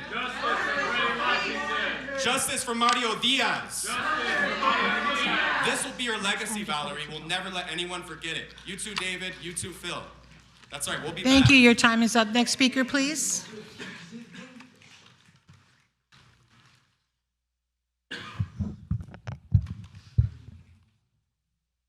You know, the elections are coming up. I'm really excited to see how much money you guys got from the POA again. Good afternoon, City Council and staff. My name is Abe. I'm a resident of Ward 3, and I'm a proud member of CSO Orange County. We're here over 1 year and 3 months since the murder of Noe Rodriguez to continue demanding justice for him. The officers who shot Noe while he was unarmed and having a mental health crisis, Luis Casillas and Isaac Ibarra, are still on the force, and we demand that they be fired immediately from Santa Ana PD. This goes to you, Chief Robert Rodriguez and City Manager Alvaro Nunez, and to the rest of you on the City Council. They need to be fired. Fire these killer cops now. Noe's murder was not an isolated incident, but part of a pattern of violence involving Santa Ana PD. Officers like Luis Casillas and Isaac Ibarra are symptoms of this problem. We lack accountability and transparency of the police department and the city. Luis Casillas shot and killed Henry Gonzalez Jr. just 1 month after Noe on January 1st, 2025. But residents of Santa Ana were never told about that. We were never told that there's a killer cop patrolling our streets. And now Casillas has been moved to crimes against persons. That means he's investigating other critical incidents. This is not accountability. Shame! Isaac Ibarra took part in the brutal arrest of Freddie Washington on January 15th, 2025. Freddie was on the phone with his lawyer when he was beaten, pinned down, and put into a full body restraint by multiple officers, including Isaac Ibarra. Shame!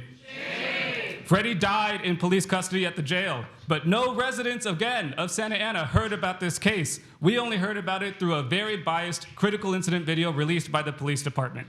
We need an independent investigation to his death because moving Isaac Ibarra to North Area Command is not accountability. And there's a lot more cases that these officers have both been involved in. When we go out and do outreach and talk to people, to residents of Santa Ana and all of your wards, some of them have had experiences with these officers. Some of them know Casillas and Ibarra, and they say, that's the guy. That's the guy who beat me. That's the guy who intimidated me. And there's a lot more that we really need to talk about here. But I only have 3 minutes, so. We need real transparency and real political power in the hands of the community to hold the police accountable when they commit crimes. This includes protecting the powers of the Police Oversight Commission to conduct independent investigations. We should be increasing the commission's budget to increase the number of investigations and hold accessible community meetings. Because again, when we talk to residents all around the city, the vast majority don't know that the Police Oversight Commission exists, and they are so afraid of retaliation from Santa Ana PD that they don't want to submit any complaints about police misconduct and police violence. This fear is the embodiment of the relationship between Santa Ana PD and working class communities all around Santa Ana.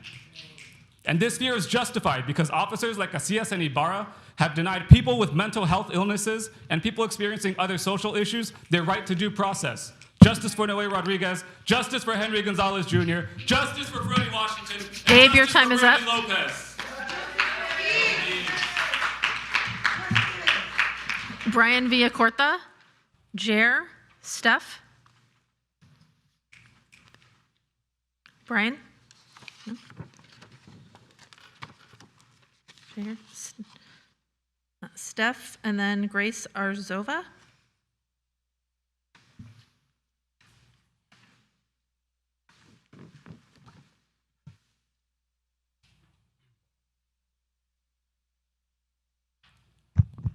Greetings.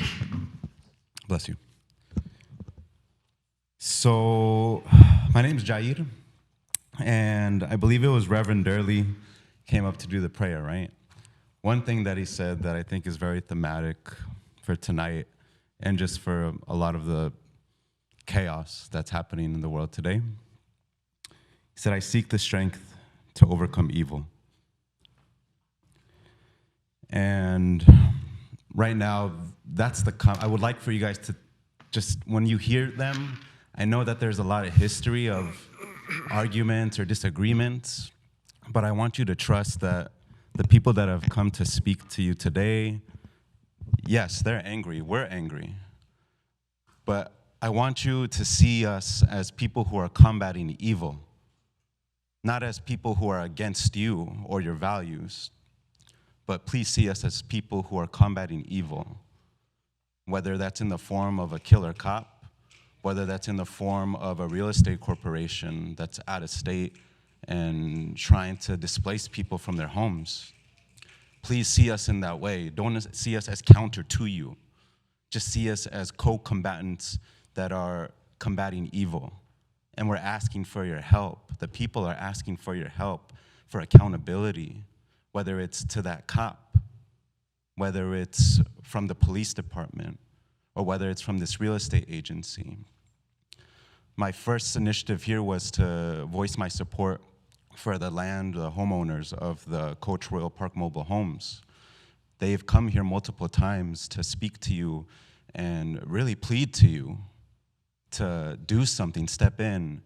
And it's what I've observed. You may observe it differently, but I see them come and they get breadcrumbs. Not even, right? You may see it otherwise, but that's just what I observe. And I'm here today to ask on behalf of them an investigation to be started on this real estate company that has been harassing, intimidating. Those are two words that come to, remember the killer cop, same thing, harassing, intimidating, vulnerable people, people who don't have the power of money. They have the voice, but they're being silenced. That's the key thing, they're being silenced. So I'm here to ask those things for y'all to go visit them. Just go visit, take like half an hour, 40 minutes, come visit them. Just to see what they're talking about, see what kind of intimidation that they're going through. So that's one thing. After this comment section is done, I'm gonna ask y'all to please individually voice what you can do. If, oh, I can't do this, or what can you do? That's what we're asking. Thank you.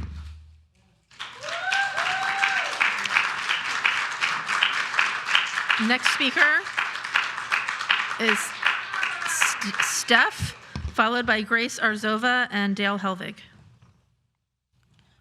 Okay, I'm Steph with CSO, and we're here once again demanding justice for Noe Rodriguez. As much as some members of this council might like us to stop talking about what happened to Noe, what happened to Henry Gonzalez Jr., Mario Diaz, Freddie Washington, and many, many more young Chicano and Black men in this city, we will not stop. Some members of the council have an interest in sweeping SAPD's crimes under the rug, though they like to pretend that campaign donations amount to nothing. The American public knows better than that, and Santaneros know better than that. I am here to let you know that we will not rest until this council hears the desperate cries of the people who are brutalized by SAPD and the members of their families that are left to pick up the pieces. We will not rest until the police are held accountable, just like they claim to hold Santa Ana residents accountable. Police are not above the law, so we ask that this council reflect this. Murder is not a victimless crime just because it is carried out by police. These community members will be remembered, they are grieved, and the community is left hurting. We demand that Isaac Ibarra and Luis Casillas are taken off the force so they can no longer harm community members. On top of his many crimes, Officer Isaac Ibarra has tried to intimidate not only community members seeking justice, but also the grieving family members of the man who he killed. Shame! Noe Rodriguez's young daughters and his wife were intimidated and harassed by Isaac Ibarra. This behavior is despicable. Shame. Shame. I wonder if this council has any shame for how violent officers like this are representing them. We demand that killer cops Luis Casillas and Isaac Ibarra are fired and held accountable for their crimes. Thank you.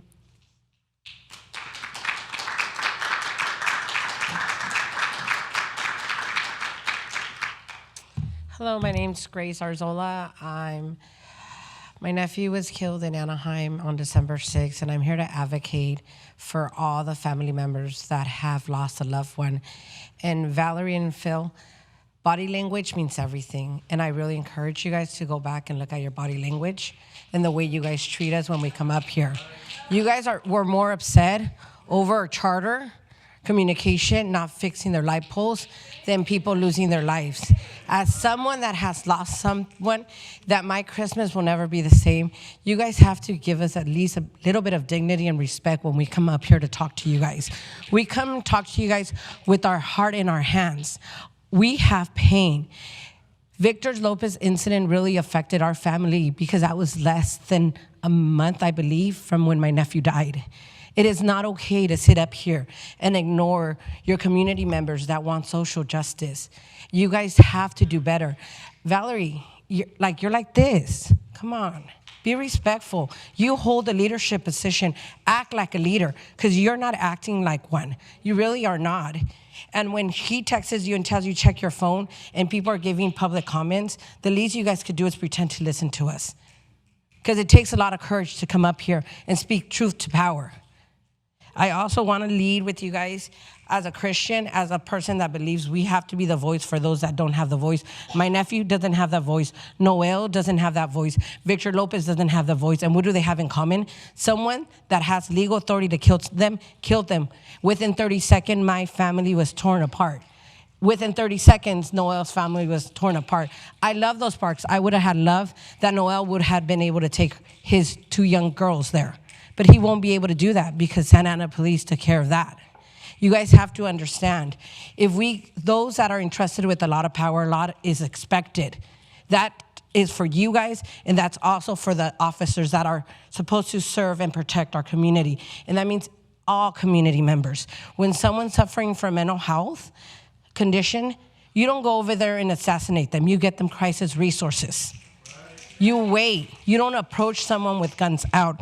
But my time's out, but given I mentioned I am a Christian and I believe that God sees everything and knows what's in our heart and what we're feeling. And I do want to say, trust in the Lord with all your heart and lean not into your own understanding. In all your ways, submit to him and he will make your path straight. I want you guys to at least, if you guys don't want to hear me go home, if you guys believe in a higher power, ask God for guidance, because you guys are really missing the point of serving the public.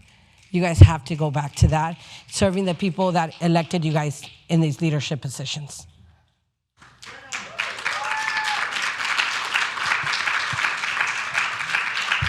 The next three speakers are Dale Helvig, Rain Mendoza, Diana Terreros. Not Kelly Green, but this is the best I could do today. I'd also like to thank Public Works. I was walking through the park, Santiago Park, on Saturday. There's probably like 75 people there, most of them kids playing in the park. So the improvements that they did there are great, and I think you'll see it once they get done with all these other parks. You're going to see those get activated just as well. It's great to see the investment we're putting into parks. So what I'm here to talk about tonight, though, is the special event policy. And a neighbor came to me back in September saying that they thought the policy was being misused or violated, whatever you want to call it. And they asked me to take a look at it because they know I like doing research on certain things, and so I did. I spent the next 5 months looking at things and looking at the policy. I put in a public records request for the information on all the contributions all the council members made. And I submitted that to you guys back in November, asking for comments to see if it was right or not. And if I would have gotten an answer back then, this issue would have been over with by then. But it wasn't until the final public records request that I put in February, I got a response back in March of this year, and it clearly showed that there was no violation, that the contributions made were correct by Miss Lopez, and there was a flyer there that said the activity was being held in Santa Ana. If anybody in the city would have bothered to get in touch with me during that time, this issue could have been over with, and we wouldn't have wasted a lot of city resources, a lot of my time and everything else. But to have to go through 2 or 3 council meetings and present the issue, to have multiple residents submit information on it, to have public records request not being complete. So anyway, what I'd like to suggest, and I sent the letter to you guys, and I hope you guys do take a look at it, because I think all this could have been avoided if you'd done a couple things. The record that was first provided me, if it had included that it was a 501c3 on the form, because it's already provided for on the donation request form, but the spreadsheet that you provided me was lacking, and or if the event location was included. So I'm hoping that you guys can take a look at this policy and take a look at the letter, because I'm running out of time, and see if you can make these suggestions and have a discussion on it at a future council Dale, your meeting. time is up. Thank you. Rain Mendoza, Diana Terreros, Carla Barragan.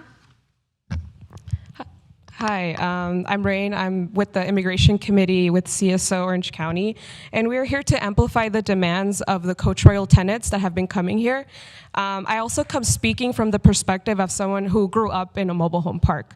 So the people who are in mobile home parks are very vulnerable. They're working class immigrants, mostly undocumented immigrants, a lot of Chicanos, Mexicans, Central Americans. And these demographics are particularly vulnerable under the Trump administration, right? However, in this case, they don't have to be as vulnerable if this council would step up and do something and help them, provide them with some tangible assistance, some help.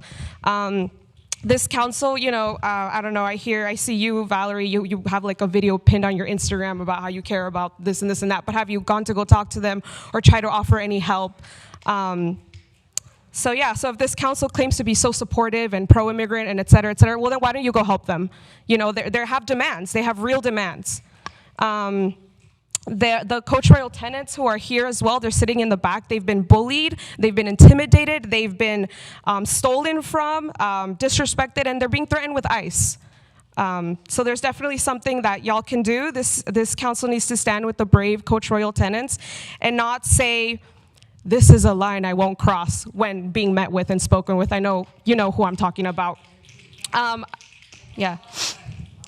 Also, I also wanted to speak on the incident. I'm sure you've all seen the video of Officer Isaac Ibarra and his unhinged behavior. I want to say that all of you should be really, really worried about how your officers are acting, and they're being filmed.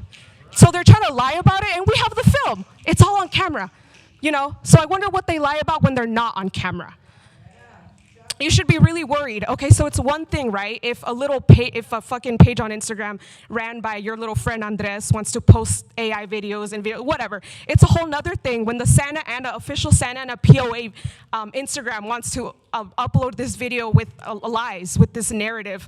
They're trying to lie. It's on video. They're acting like unhinged lunatics, and you should all be worried about the officers who are representing you guys, who work under you guys or whatever. Sorry, I have heat exhaustion, but I came anyway because I really wanted to give my comment.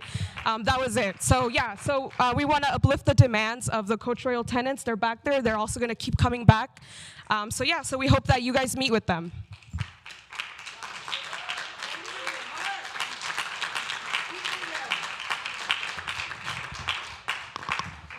Hi, I'm Diana. I'm a resident of the Pacific Park neighborhood, and I'm a member of CSOC's Immigration Committee. I'm here to support the residents of the Coach Royal Mobile Home Park. The things management is doing to the residents are wrong. They're harassing residents and threatening to call ICE on them. Families are losing their homes, and this is supposed to be a sanctuary city. How can we allow an out-of-state corporation to come in and treat Santa Ana residents this way? Is it really a sanctuary city if residents live in fear and ICE is used as a weapon against them by large corporations?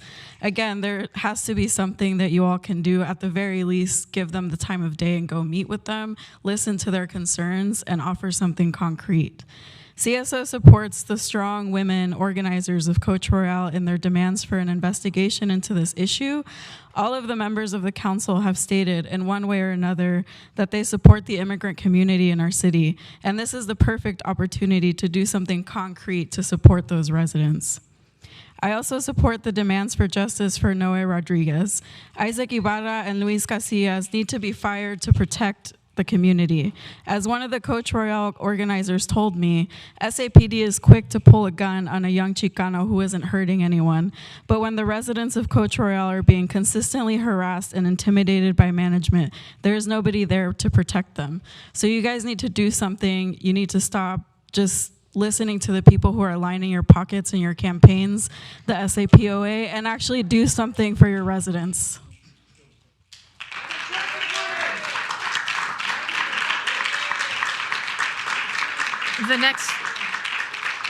The next three speakers, Carla Barragan, Victor Mendez, Melody Remington. Good evening, council members, mayor. I'm happy you're back. I wanted to first and foremost let you guys know that in the book of Nehemiah, it does say that we should be courageous. We shouldn't be scared, and it takes a lot of courage for me to stand up and back up thousands of people that they're under your guys' responsibility. I don't have the time. I don't have the energy. It cost us a lot of distress on me to stand up and fight back against this out-of-state corporation that is monstrous, that threats me daily to silence, to not come to the council meeting and fight for others. And I believe that this is gruesome and it needs to stop already. One thing that I did hear in my community, loud and clear, was that we're all demanding justice. We just want to be treated as humans. We're tired. It's not okay to live in retaliation, to live in fear from anybody. It's disgusting, it's inhumane, and it needs to stop at every level. I'm here to address the ongoing situation that is not a private dispute, as their attorneys are watching right now and want to claim and just throw under the rug. No, this is a public safety housing crisis, and it needs to be addressed as that. The city has legal and moral duties to intervene whenever systemic abuse endangers residents, even if the structures themselves are not physically hazardous. It's worse when we're being the people that are attacked. We're losing our lives. We're losing our well-being, and this needs to stop. This corporation has sued our city, claiming protection under federal law, yet its actions directly conflict with the purpose of 42 U.S.C. 5401, the National Manufactured Housing Construction and Safety Standard Act. The law was enacted to protect homeowners, preserve affordability, and expand ownership opportunities when corporations destroy affordability or force homeowners to lose their homes and equity. They undermine the very protections Congress intended to safeguard. Residents cannot be forced to move their homes arbitrarily or have buyers rejected simply because the corporation dislikes or doesn't profit from every single sale. No one should be faced with retaliation for exercising lawful rights, yet residents are being intimidated, harassed, threatened, and placed in harm's way under your supervision, living in fear while their legal protections are ignored, even threatened with ICE in our sanctuary city, needs to stop. I respectfully but firmly urge the mayor and every single one of you council members to treat this as a public safety emergency. Every delay, every day that goes by puts our residents, vulnerable residents, and minor children at risk. This inaction today, your inaction becomes complicit to this monstrous behavior. Families are being threatened with the loss of their home and equity. This Carly, council your time cannot is up. ignore nor claim ignorance. Thank you.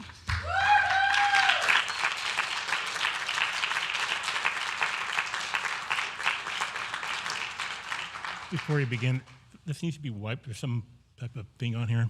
Mr. City Attorney, can we get somebody to clean that for us, please? I'm sorry. Do we I have don't know somebody who what can it clean is. that out? My apologies. No, that's okay. Thank you for letting us know. Yeah, please give me a second here. Okay, I have some comments about one thing, but I want to kind of address some of the things that have been said today. Because some of them, at 67, I'm going to say what needs to be said, no matter where it goes. And I hope you're listening, guys, because every time I come here, either they're gone or your heads are buried. And that's just rude. I listen to you. Okay? So maybe the city needs to adopt a policy about standards of conduct for our property managers. I understand some of the passion around these property managers. I myself was threatened with eviction with a 5-page letter from an attorney because I was trying to get decent standard of living for my residents. It was huge. I didn't like it.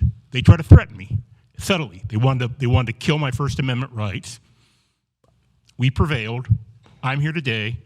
Now they're still coming at me with little ticky-tack stuff, but it is what it is. So maybe a standard of conduct for our property managers might be something to do for every part of development agreement. What do we want of these guys? What do we expect? And how your property manager should govern themselves. I think that would be a good starting point. On the other side, police. I'm not here to comment on the situation with the individuals at issue. I have pretty good relations with the police, and I think they're pretty responsive. On First Street, They've done a great job of cleaning it up. We're starting to see a little bit of fragmentation going on. I saw some drugs. It's nothing to get too much in the lather about, but we got to tighten it down. We got to kind of keep it up. But people come up First Street and I meet with them. They said, God, the place is so much cleaner. It's safer. I don't think Con Am, my property manager, understands the work that's been done, but I think a lot of people do, and I think a lot of it's owed to the police, to code, to a lot of people, to Valerie, myself, Jeff Katz, who were Desi, who worked pretty damn hard for 2 years to make that happen. So, and we do owe a lot to the police in that respect. I continue to have good relationships with them. Maybe it's not always perfect, but it's a relationship, and no relationship is ever perfect, and you just got to work it, and that's just life. Now, on a more critical note, I'm really lost as to the status of the East First Grade project. You know, we need this project more than ever. We have vacant properties. That's untapped revenue. I read about the $30 million shortfall, and somehow it weaved into Alvaro's compensation, whatever. I don't care. We need the revenue. Get this project up and running, please. We have e-bikes that are coming on play. We don't want to see our children splattered. We don't want to see my disabled senior citizens hurt. Please. Staff has done a good job. I think it's ready to roll. It needs your leadership. You need to give the okay. It won't happen otherwise. So please lead, get this project running. Phil, you're a proponent of infrastructure. This should be, something you could be boast about. All right. Thank you very much. Have a nice meeting. Good luck. Melody Remington? Melody? Mayor and City Council, that concludes the public speakers that are present. We'll now go to the Zoom speaker. When unmuted, please announce your name and the ward or neighborhood that you reside in for the record. Mark, please unmute and make your comment. Can I make my comment now? Yes, go ahead, please. You have 3 minutes. Oh, yeah. What I want to talk, Mark, Pacific Park Committee Advisory Team. Had some other issues, but I want to make about 3 things about downtown. Some of this place I go to, like Santos Pizzeria on Broadway at 3rd is an excellent outfit. But I told them I'd come talk about it. They got this red marker park, red zone where you can't park. And I talked to them to take out most of the deliveries. It'd be nice if the city gets to come make that spot for them for delivery and pickup, because it is red there, and you might have some police officers don't really know what's going on with the place, what's going on for business, but maybe if whoever does the parking control infrastructure, go down and take a look at that with those guys. That's Santos Pizzeria. Get that red out of there so people can legally park there and pick up food. And also one more thing, I'm sure you're... Mark, could you please hold on one moment, please? Hello? Hi, yes. Could you speak a little louder? Yeah, and I know you maybe heard about this gentleman named Boomer Vicente. We operate on different spectrums of the political world, but I do something I want to agree with, that the pride should be brought back to downtown Santa Ana. I worked at an event a few years ago with security, and I saw how really successful it was, how safe it was. It was really a good event. I think the city council or the city manager to push back that for Santa Ana again, because I think it really put us on the map, especially what's happening downtown. And the last thing, I hate to say it, but you guys need to get out there on Saturday night and have code enforcement, because we should be focusing on all the brick and mortar in downtown. Yet I see all these taco trucks coming out outside the area, operating illegally according to your rules. I think the big push is now, especially with the trolley finally coming online, that we need to focus on our brick and mortar places downtown and start getting code enforcement on Saturday, Sunday out there, because it's the Wild West out there, folks. You need to come out there, and our sole focus should be the downtown area and all that. And that's about it right now. Like I said, man, code enforcement needs to work on the weekends. It's not opinion speculation. That has to be done. We need to start making the rules for everybody, people working in Santa Ana, and support our brick and mortars. When I see taco trucks in front of restaurants downtown, that's not going to work, because those restaurants open on very bare margins. We should be the focus of the areas. So like I said, if some of you councilors don't remember downtown Artist Village, and if you're afraid to go out there, hey, talk to me. I'll definitely help you out there. One more thing, having certain council members out there raising hell on those newly acquired tracks is a bad idea. I'm not going to mention the name, but I got real-time clear image about here raising hell out there, causing problems out there. So I suggest your council focus on needs of Santa Ana first. Thank you, folks. Mayor and City Council, that concludes the public speakers. Thank you very much, Madam Clerk. Madam City Attorney, can you address the mobile home park issue for us, please? Do you have any comments regarding that? Thank you, Mayor, council members, and members of our public. We anticipated that we might get some public comments tonight, and we just wanted to take a moment to let the community know what the city has been doing with respect to the complaints about the mobile home park. I'd first of all like to state that we will address this from a legal perspective. And we fully understand the anxiety and the fear that the residents and the owners of actual coaches at the Coach Royal Mobile Home Park are facing.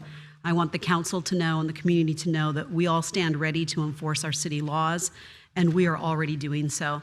As of this afternoon, one of our senior assistant city attorneys assigned to the rent division spent her entire morning with the rent division of our staff trying to get a very high-level view of the documents that were submitted. Currently, there are 17 petitions. 16 were recently submitted, and 1 is scheduled for a hearing. Our rent and stabilization division reported that all of the petitions have been accepted, even those that were just recently submitted. They are in the process of scheduling a hearing at the end of April, and it will be a consolidated hearing in front of one hearing officer. We have been very committed to enforcing the city's ordinance, but I need to really let the community know that the city's ordinance was designed to address very specific situations. And some of the complaints that we've seen are unique. They're not related solely to the city ordinance. And in that case, we want the community to know that in 2024, the Division of Codes and Standards of the California Department of Housing and Community Development published an informational bulletin. And this bulletin is designed to assist complainants and provides an additional avenue to resolve mobile home residency law disputes by connecting the mobile home owners residing in each of these parks with legal resources. I want to say that again. The state law has a program which mandates, it's been mandated by the state legislature to connect each of these complainants with legal resources. And participation in this program does not delay any civil actions that are ongoing to enforce the law. So the California Department of Housing and Community Development, it's HCD, administers this program by contracting with nonprofit legal service providers. So HCD currently has ongoing contracts, and they refer all of the complaints of these violations to the contracted legal service provider to assist and to resolve all of the complaints. HCD states that it will continue to intake all complaints and refer any alleged violations within its jurisdiction to the appropriate program or division of codes and standards. And those that are not within HCD's jurisdiction will also be referred to the appropriate enforcement agency. Any and all alleged violations of the mobile home residency law will be sent to a contracted legal service provider. So we want to make sure that the people who have come forward are aware of this an additional avenue. So rest assured that the city is enforcing its own rules and laws, but this is an additional avenue, and we are encouraging the residents to reach out to HCD. There is an email address available at mhassistance@hcd.ca.gov, or telephone number, which is 800-952-8356. The state law and the state program at this point are best designed to address many of the complaints that have been raised, and those that can be addressed by the city's ordinance are being addressed, and we've committed a substantial amount of legal resources within the department. I also understand that staff within CDA and the rental division is also working on this. So I do not want the community to walk away with the understanding that we're not working. Substantial hours have been put into the petitions, and we just have to let that go through the process. Again, this is a process that was not just adopted by the City Council, it was approved by the voters. So we are committed to enforcing it. Thank you, Madam City Attorney. I appreciate it. I think most of the mobile home residents left. Mr. City Manager, can you put that on the website or send an email out to the community members from the mobile home park? I'm sure it's late for them and they had to leave, but we want them to understand that we are doing what we can. And I know you and I spoke today. Assemblyman Valencia will be meeting with them as well. And then Katie from his office in Sacramento is also setting up an appointment with HCD in Sacramento. So I was on the call with them today. So could we put that on the website or send out an email, please? We'll put the information on the website. Thank you, Madam City Attorney. Appreciate it. Thank you, Mr. City Manager. Okay, at this time, we're going to go to the consent calendar items. Number 6 through 22 are before us. Council members, thank you very much. Council members, please announce any items that you'll be abstaining from due to a conflict. I'll make a motion to move the items. Hold on, I'm sorry, I wasn't done reading, I'm sorry. Due to a conflict, and if there are any requests to pull an item from the consent calendar for further discussion, do I have Councilman Fan, any items? Nothing. I'll make a Councilman motion to move the Becerra? items. I'll go ahead and pull items 11 and 14. Thank you. Councilman Hernandez? I'll make a motion to move the items, madam. Thank you. Thank you. Councilmember Vasquez? I second that motion. Nothing to pull. Thank you. Councilmember Lopez? Yeah, I'd like to pull item 8. 8? Thank you. Mayor Pro Tem? Thank you, Mayor. I just wanted to record a no on 8, but it was pulled. Great. Thank you. There's a motion on the floor by Councilman Hernandez and a second by Councilmember Vasquez for the remaining items. So prepare to vote, please. Motion by Councilmember Hernandez, seconded by Councilmember Vasquez, to approve consent calendar items 6 through 22, with the exceptions of items 8, 11, and 14, which have been pulled for separate discussion and consideration, and items 16 and 18, which were removed by staff. And the electronic vote is open.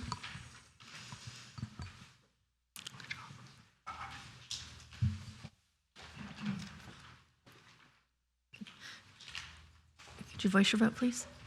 Yes. Councilmember Fan? Can you all vote, please? Everybody voted? Madam Clerk?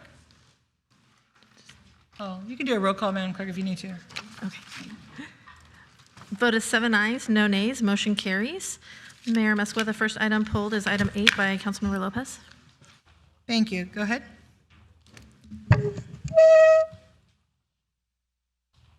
Thank you. I wanted to pull the item, City Manager, because I would love to see this item, perhaps maybe, if my colleagues indulge me, come back, and maybe, or the council have just a special session on the item, because I would like for the community to see what our budget looks like, actually. If we don't take the measures that this council and many staff have been working on for many, many years. And I can certainly attest to that, all the conversations that have happened. But because I think it's such an important item, I think it's so important for our community to see what a budget would look like without these dollars in it. Because right now it almost feels like it's very far away, and our constituents, you know, in past budget sessions when I've gone to neighborhood meetings, I've asked my residents, our residents, what are you willing to give up in the budget?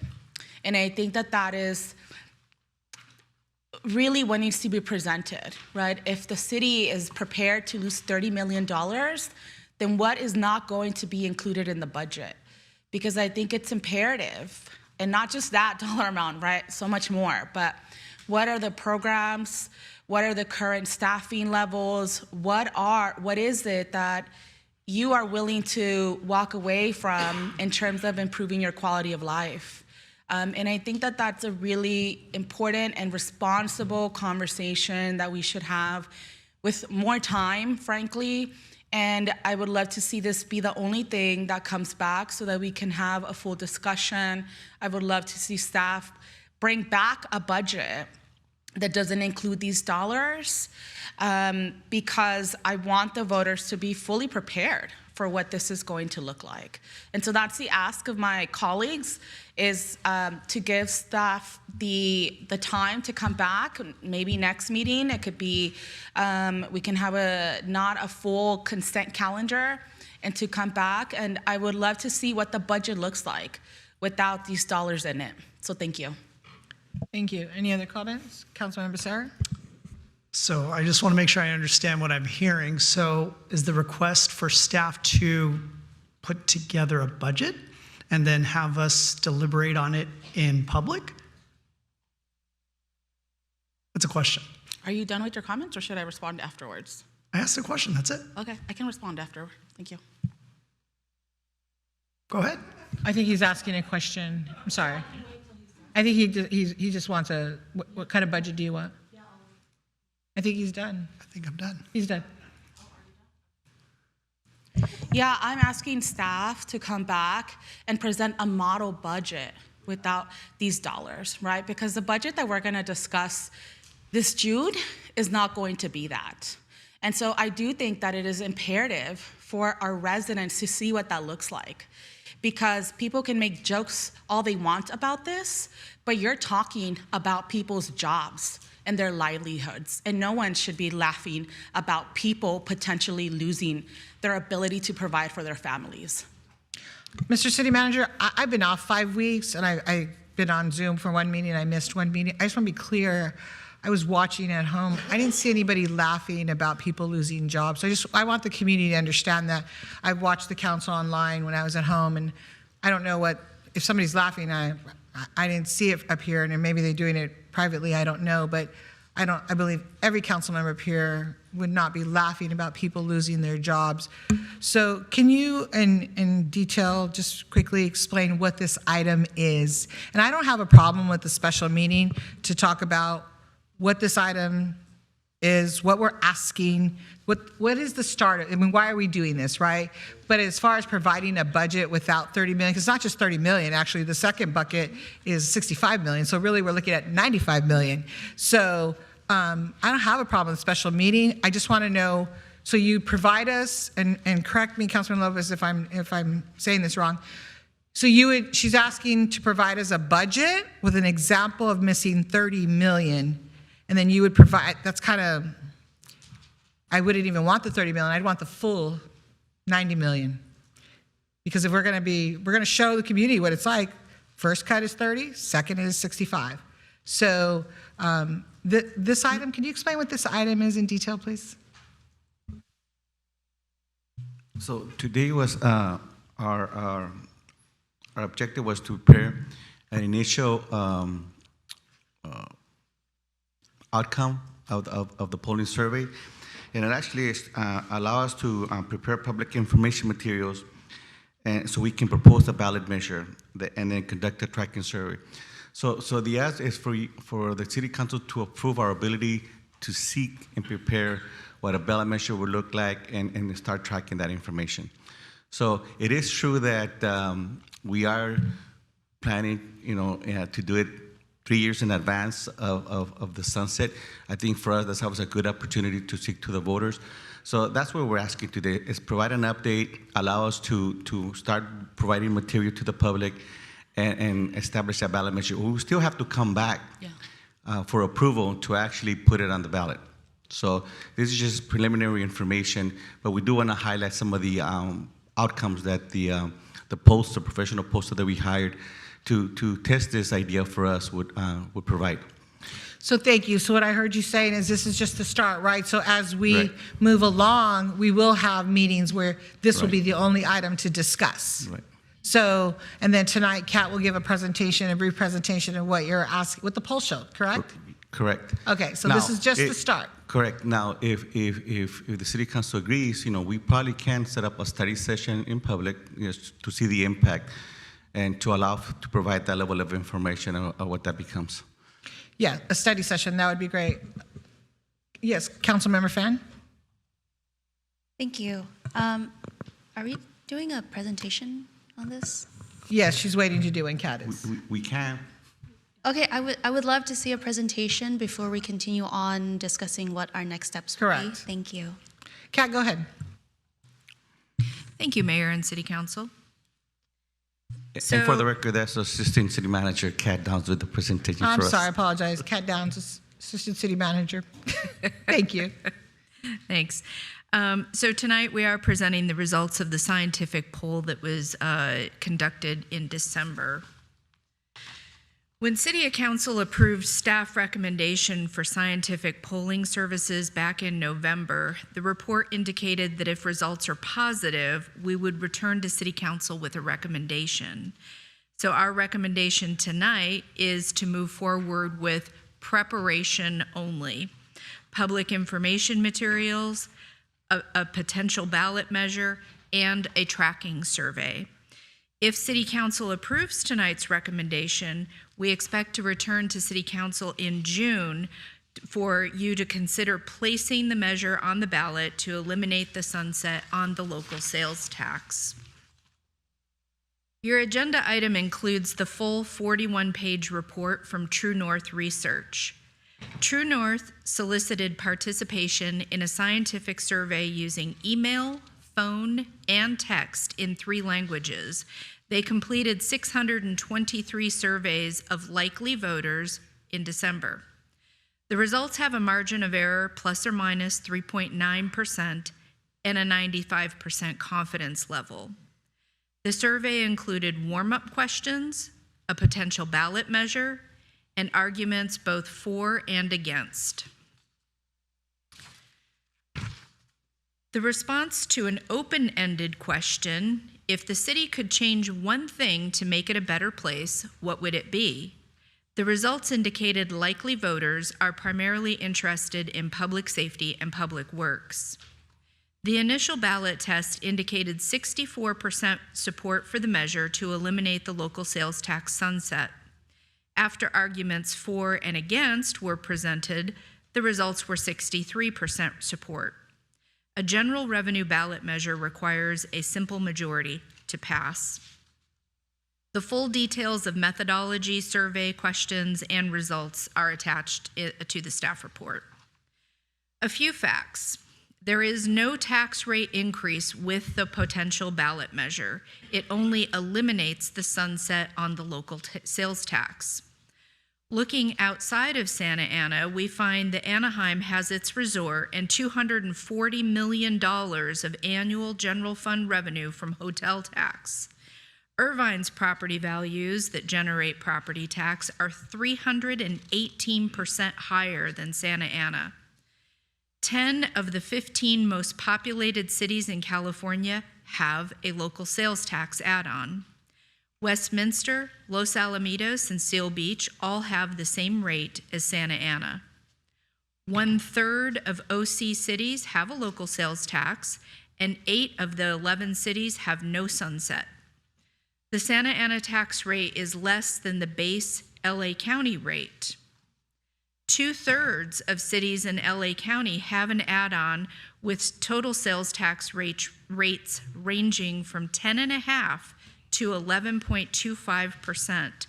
This is how many cities up and down the state are funding services demanded by the public. For anyone who believes the city has mismanaged our local tax, I urge them to take a look at the city's website. First, we have a Citizens Oversight Committee who speak directly with the independent auditors and receive presentations from our consultants. The committee has candid discussion, asks questions, and gets answers. Every year, we have an audit by independent CPAs, a detailed spending plan organized by service addressing homelessness, fixing streets, maintaining effective 911 response, maintaining parks, retaining firefighters, providing youth services, and other general service improvements to the community, and a detailed final report with actual dollars spent. There is no other revenue source at the city with such detailed public information readily available with just a few clicks. Your agenda item also includes 48 pages of success stories answering the question, how has the city used the money to improve the local quality of life? This is a high-level snapshot of those successes, improving public safety with dedicated homeless outreach and quality of life teams, eliminating illegal gaming and cannabis establishments, more police officers for faster investigations and gang suppression, more traffic calming and pavement maintenance, more streetlights, alley improvements, and bus shelter maintenance. We have cleaner and safer parks throughout the city. Graffiti abatement done fast through the My Santa Ana app on your phone. Many youth programs and arts and culture funding. Universal legal defense, more city events, and faster counter service. If the local sales tax is allowed to decrease on April 1st, 2029, many of these service improvements will be unaffordable. The proposed ballot measure would protect your local revenue and these vital programs. Tonight, we are asking you to approve preparation of a potential ballot measure to let the voters decide. I'd also like to add the budget exercise of modeling what our budget might look like without the Measure X. So our budget includes many, many programs and services. And some of them are supported by some people, and some of them are supported by other people. Everybody has their favorites. For staff to bring back an item that lists out, these are the things that would go away if we allow Measure X to sunset, I guarantee you that there will be somebody in the room that night or that day, whatever it is, that will disagree with what staff has to say.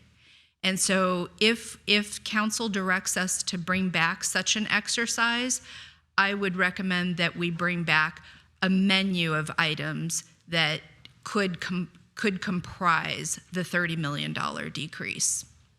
And with that, my presentation is done, and we're happy to answer questions. Thank you. Questions? I don't have any more questions. I guess I don't know if this is possible at all. Anything currently being funded by the current sales tax, could that be removed? That way it's not, I think that would be the easiest path forward, right? Absolutely. We can bring back that very detailed spending plan for you to look at that as a menu of items to decrease in the future. Thank you. That would be ideal. And I would also just like to share, ideally, we would have no presentations. This would be the only thing that we discuss.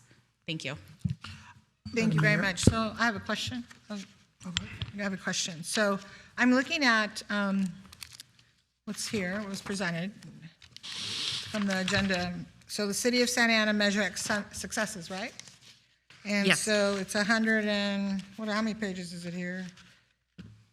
Quite a bit, maybe It's about 48 pages. 48 pages, okay. So in an overview, so if you look at each section, you have the city clerk's office, right? So you share with us what you use the Measure X money for in the city clerk's office, okay? So response time, capacity for compliance monitoring, expanded outreach, engagement, notary services, just a few examples, right? And then you go to community development. Carnegie Navigation Center, Measure X provides important funding for homeless services, staff funding, and then you go to the work center, and I'm just going to give you a few. Downtown Santa Ana art sponsorship, artist grant funding. Then you go to community development. You have the Green Madison Park Neighborhood Association, Relámpago del Cielo. Then you go to finance. Payroll technician. Measure X has also assisted with users' utility tax. Human resources for recruitment, to do our monthly hiring events, information technology, to continue supporting, maintaining new and existing information technology systems, Measure X money, library, Measure X money, planning and building, Measure X money. Let me go on. Lovely pictures, by the way. Police department, Measure X money, call for service responses, 115,200 calls, parks and rec and community services, Santa Ana Zoo, landscaping, maintenance, the list goes on, right? Public works, our cold cleanup, street lights, sidewalk, roadway, trimming of trees. And I'm just giving an example, and Kat, thank you very much for a very thorough report here. Yeah, I'm sure it's from you and Alex, so thank you very much, I appreciate it. So I don't have a problem with having a special session just for Measure X discussion, but you're exactly right when you say that some of us up here will want festivals and parties, and some will want quality of life. Yes, I know. Some of us will want streetlights. Some will want sidewalk repairs. What is the community? Some people will want PAL centers. Some people want art grants, right? So there's so many things that we use Measure X money for. So if the council, I'm sure they read this report very thoroughly, they would see that if we lose first 30 million and then 65 million, that we're going to be like bare bones here. And so I'm really glad, Mr. City Manager, that you're doing this 3 years in advance, because I don't want to be like other cities where whoever's sitting up here is saying, oh gosh, now we're looking at bankruptcy, or how do we fix this the year of, right? So we're planning ahead, which is really good and very strategically planned. So thank you for that. So Kat, when you say you're going to bring something back, you and the City Manager and the staff, how are you going to bring that back to say, okay, so we lose measure, and I want to give an example because I want the community to hear it. So use Parks and Rec, for example. Okay, so Measure X funding. What do we do with the zoo? Well, we added a veterinarian. We have more maintenance, more youth programs there. We were able to participate in the funding for some of the exhibits. It touches every single department and so many programs. The only way that we could really bring this back for an exercise is to truly bring back the full detailed spending plan of Measure X, so that, you know, City Council, quite frankly, can debate the merits of each program and decide what it is that they would like us to start looking at cutting. Because it would be my recommendation that if the City Council does not decide to move forward with a ballot measure, that we would begin that process of whittling down the programs, almost like a ramp, if you will, over the next 3 years, rather than just waiting until last minute and then, you know, doing a very abrupt stoppage of services. Because what that allows us to do is undoubtedly some of these services are tied to staffing, and through attrition we have retirements, we have people leaving for other opportunities, or you know, a different life somewhere else, or whatever that may be. And so the longer runway ramp that we have to cutting some of these programs, then we can do it without issuing layoffs, perhaps, because we can strategically say, okay, you know, we had a couple people retire this year, so maybe we can reallocate resources around that. So we can come up with a lot of different ideas to make it more palatable for our employee group, but the loss of services, I don't know that that will be palatable for our community. Thank you, Councilman Becerra. Thank you, Madam Mayor. So when you guys present the budget to us every single year, you guys also indicate kind of what you guys presented tonight, what Measure X does for us, right? Yes, we do. There is a detailed spending plan in your adopted budget document. I think it's pages 72 and 73. So, and so my concern earlier when I heard this idea of having this whole standalone separate meeting, first of all, we do a budget every year. It's very detailed. And that budget, without any ask from the council, you guys already break out the Measure X stuff. To show us what the world would look like in the bleakest terms without Measure X, I think that is something that should be presented. Does it need a standalone meeting? I don't know, because we typically have done standalone meetings for the budget, which, and I've said this a million times, the most important thing that this council does is adopting a budget. The most important thing, there's not even a close second, that's number one, because that funds all the services and indicates the priorities and hopefully reflects the community's priorities. Having said that, I think that's something that as we start to get close to our budget, and given the timing of a potential ballot measure being approved by the council, I don't want to see you guys are doing a great job. Rudy did a great job today presenting all these things that are happening. To keep giving you guys things just so that we feel good about telling you to do things, rather than allowing you guys to be efficient and produce things so that you guys can continue to do the good work that you're doing, my ask would be that you guys present something that shows us the bleak world of no Measure X in it, but as a part of the budget presentation, because I think you guys are already going to have that there to a certain extent, but maybe it's showing it rather than, let's just say, a flesh wound, but showing the cuts all the way to the bone and then some. So hopefully that could be part of that exercise, so we don't have to have duplicative meetings, because right now, when we have those budget meetings in the community, they're very not so well attended. And my hope would be having something here at the council that involves the budget and what we're talking about with Measure X will hopefully bring people out for, again, what is the most important thing that this council does. And my recommendation tonight is just to simply prepare the materials. The longer period that we have to prepare the materials and get them right, the better we'll be able to interact with the community. Perfect. So I definitely will support what you're asking. Thank you. And that's what you're asking for tonight. That's all we're asking for tonight. Can you say that again, please? That's all we're asking What are for you asking tonight, for? which is to prepare materials. Okay, thank you. Councilmember Fenn? Yes, thank you. Hi. Thank you so much for the presentation and the poll. I have a question for Madam City Attorney. I understand when you're talking, well, let me get back. Assistant City Manager Downs, when you're talking about preparing materials, are you talking about just the resolutions? Are you talking about the informational materials for staff? You're talking about all of it?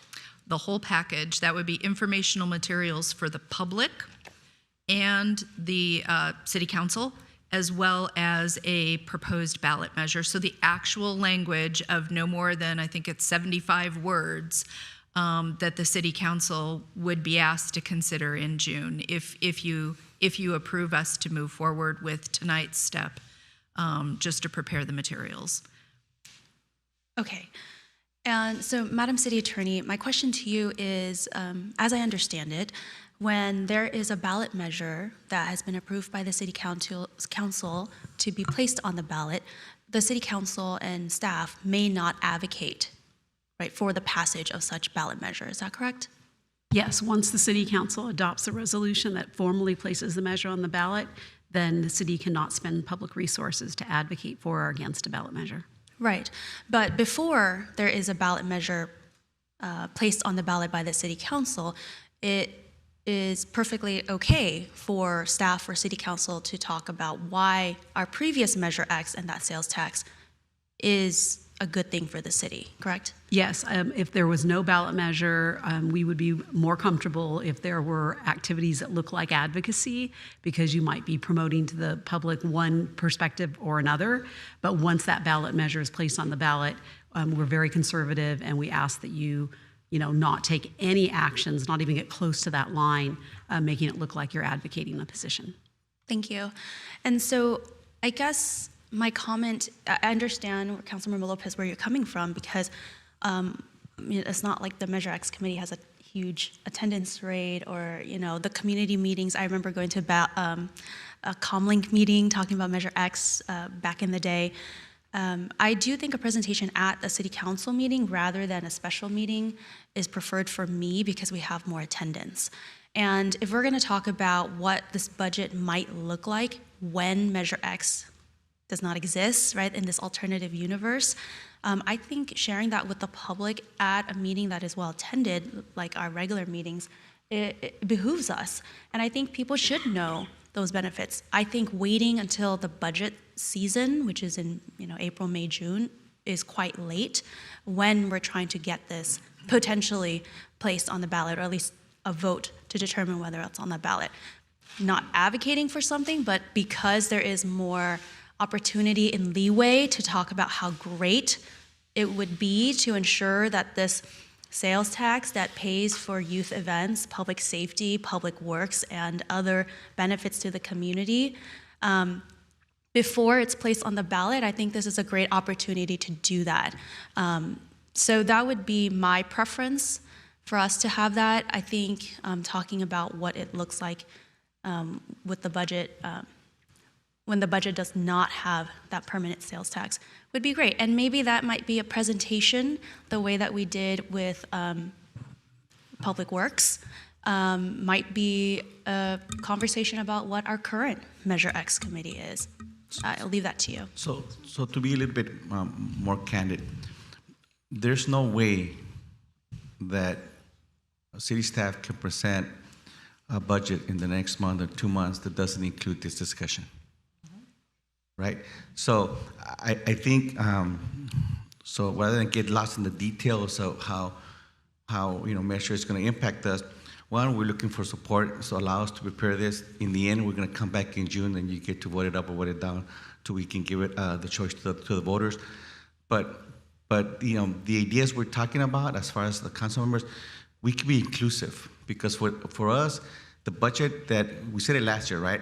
We said this year is going to be one of our best years to accomplish these goals. We're being preemptive. You said it yourself, Mayor.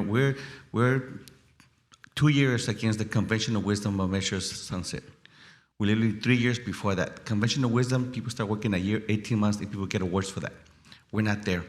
So we're trying to be inclusive of all the requests, so that when you hear our budget in April, or start doing our early direction, you're gonna see here's what our budget is for the next fiscal year, and here's the possible impacts as we prepare for the sunset of Measure X. It's gonna have to be part of the discussion, right? So it's not advocating, as the city attorney says, we have to be very careful how we present that, so you don't say advocacy, but you're gonna start seeing us thinking of how sunset of sales tax is gonna impact at the first phase. So if you allow us, we can be inclusive of everybody's ideas and actually have that level of presentation. I guess I'm trying to express that it would not be considered advocacy by talking about all the wonderful things that Measure X currently pays for, and what this extension or removal of the sunset and how that would benefit the city if it's not a ballot measure item. So that's why I'm saying having a presentation with all the great things this item would bring us at a council meeting with lots of attendance would benefit the city and our message. Agreed, Thanks. Councilmember Fan. Thank you. And Councilmember Fan, thank you, and thank you for all the comments up here, the council members. I just, you know, this is great because we are planning ahead 3 years. We're not waiting for the month before again. So, and this item, Assistant City Manager Downs, is really just to prepare, as you said. It's not going anywhere, it's not being mailed out, and it's up to the voters. At the end of the day, it is up to the voters, and all of us up here are voters, and some of you that live in the city are voters. So we can have this discussion before it gets on the ballot, or if it even gets on the ballot, and then really it's the voters' decision. And that's what's really exciting for me personally. It's up to the voters if they want to keep the services that we have, and you know, if they're listening and looking at what we're talking about here, you're talking about ability to afford increasing fire contract, faster investigations, added streetlights again, bus shelter maintenance, cleaner and safer parks, Vietnamese outreach, translation business expo, the defense fund for our immigration assistance. There's so many things, and as Councilmember Fan had indicated, as we're moving on with the budget and having this discussion, Mr. City Manager, you're going to be putting this in there. This is what Measure X is paying for. This is what happens. Possibly you can put a little. So what happens if it doesn't, you know, continue? Because 3 years is a blink of an eye. Blink of an eye. So I just, and again, I'm not saying, you know, vote yes, vote no, because it's not even on the ballot yet. So, Mr. City Manager? And just one quick thing. So literally, Measure X transcends all departments, right? And impacts, like the ACM Down said, it transcends all the departments in the city and impacts employees, impacting employees, impact services. It's just that simple. Thank you, Mr. City Manager. Councilmember Vasquez. I was going to call you Mayor Pro Tem. Councilmember Vasquez. Thank you so much. And, you know, I've been asking for communications to say, this is what Measure X gets us. And I want, like, every day, or at least twice or 3 times a week, Measure X pays for this. Quality of life team, more parks, the outdoor library, whatever we get. I want to see it all the time. This should have been done for the last 3 years. And 3 years is a blink of an eye. Me and the mayor have been here for 3 years. 3 years later, here we are. And I do appreciate what Councilmember Lopez is bringing to the table. What does it look like without it? And that kind of report, we also need to have that conversation of what's bare and bones and the things we're not going to have. And the things that we do have and do that bring safety to our community is we have the police, we have quality of life team, but we also have libraries that keeps kids safe. We also have the parks with the basketball court. We have all kinds of centers and events and programmings that brings community together, that creates community, that keeps us safe. You know, we just had a man who came down and said, you know, it's great that we have programming at the park. Now it's being used. Well, the programming keeps us safe. And those things have been Measure X. And I want to see the reports that Councilmember Lopez is asking for, but I also want to move the item. I'm called to move the item. I'll second it. Are there any, Councilmember Sarah? You moved to approve it, correct? And I'll second, thank you. Just real quick, so as we're talking about what Measure X will do and what it won't do and all the things it does. You know, if Measure X goes to the ballot, we're asking voters to continue to give money to the city for services. But what we don't hear enough about is what we're doing to grow revenue. Now, if our only way of growing revenue is taxing people, it's not a sustainable model, right? So if we're going to talk about bringing back something for a presentation that you should educate the community, the council about, I would say, what are we doing on the economic development front? What are we doing to grow our revenue? What are the things that staff has as ideas to bring to the council to consider where we can grow our revenue without always having to ask the voters to fund where we have our shortfalls? You know, 2018, we saw the council back then put little to no effort, and they just went right straight to the voters' pockets. I opposed Measure X. I'm proud that I did, because I looked at it at the time as something that council was lazy and wasn't willing to do the necessary work with staff. And they had some great staff at the time, but they weren't willing to do that work to at least try to mitigate and not have to dig so deep into residents' pockets. So I would ask, if we're gonna have anything brought back to us, I mean, you guys are going to bring back what Measure X looks like and doesn't look like in the budget, but I would like to have something on economic development, on what you're going to do and what the plan is to grow revenues. We already know that part of the plan to keep city services flowing is reaching into the voters' pockets, but let's try another approach. Let's see what else we can do to grow revenue. So I would like to see what our efforts are on that front. Thank you. Thank you, Councilmember Vasquez, and then we're going to vote, please. Those comments, Councilmember Becerra, I have called to have an economic development department and grow it and make sure it's fully staffed. If we don't have enough, if we don't have it fully staffed, then hire the third and fourth person. I've called for an economic development committee from us. And if we have the departments working, then we don't need the committee, but I'm great with it. But we want to see those ideas come forward. We want to make sure that we're taking as much as we're talking about taxes, I want to talk about economic development and help those corridors that we've talked about so much, including Harbor, which is the most unused corridor in the whole city, and the development of that. I love, you know, me and Harbor, to help out that area. I know it sounded wrong. But it needs a lot of help. What are you doing down Harbor, Councilmember Vasquez? What are you doing down Harbor? You can stop now. Stop. I go to El Comedor since I was 5. I've been to El Comedor in the cozy corner. He's done with his comments now. Okay, because he's turning red. So, we're done. Thank you.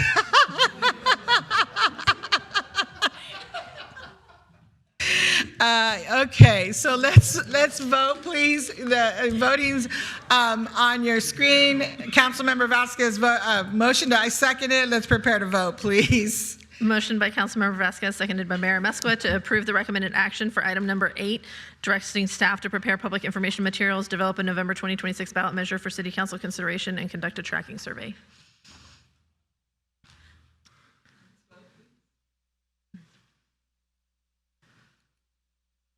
I don't know, Councilmember Fountain. I was down Harbor the other day. It looked really bad.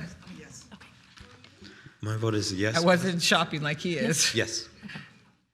You need a roll call, Madam Clerk? No, Mayor, we have it now. The vote is 5 ayes, 2 nays. Nays by Councilmember Lopez and Mayor Pro Tem Peñalosa. Motion carries. All right, thank you. And the next item that was pulled is item number 11 by Councilmember Becerra. Thank you. So this item is the pre-authorization of purchase order contracts for various city vehicles. So as I was looking at the list and also thinking about conversations I've had with our Colt personnel, today there's only one in-custody transportation vehicle that's utilized by our PD. And that vehicle is primarily used by the jail. So our folks out in the field, like Colt, don't have access to that vehicle, which makes it pretty difficult to do their job. So when you get calls for service and you're asking for Colt to come out and address concerns with certain folks in the community, it would be a lot more efficient for them if they had access continuously to an in-custody transportation vehicle. It would also help provide a dignified means to transport folks, whether it's to the shelter, whether it's to other services that they need. So what I'm asking for in this item is to approve the staff recommended appropriation adjustments, but in the pre-authorization of, or the list of pre-authorization of purchase orders for the various city vehicles, I would like to include an in-custody transportation vehicle for the Colt team. So that's my motion. Second your motion. Any other comments? Let's prepare to vote. Mr. City Manager, you clear? We're good. Thank you. Motion by Councilmember Becerra, seconded by Councilmember Hernandez to approve the 5 recommended actions for item number 11, amended to include an in-custody transportation vehicle for the Colt team on the list of pre-authorized purchase orders. Councilmember Hernandez? That's a yes for. Councilmember Lopez? Yes.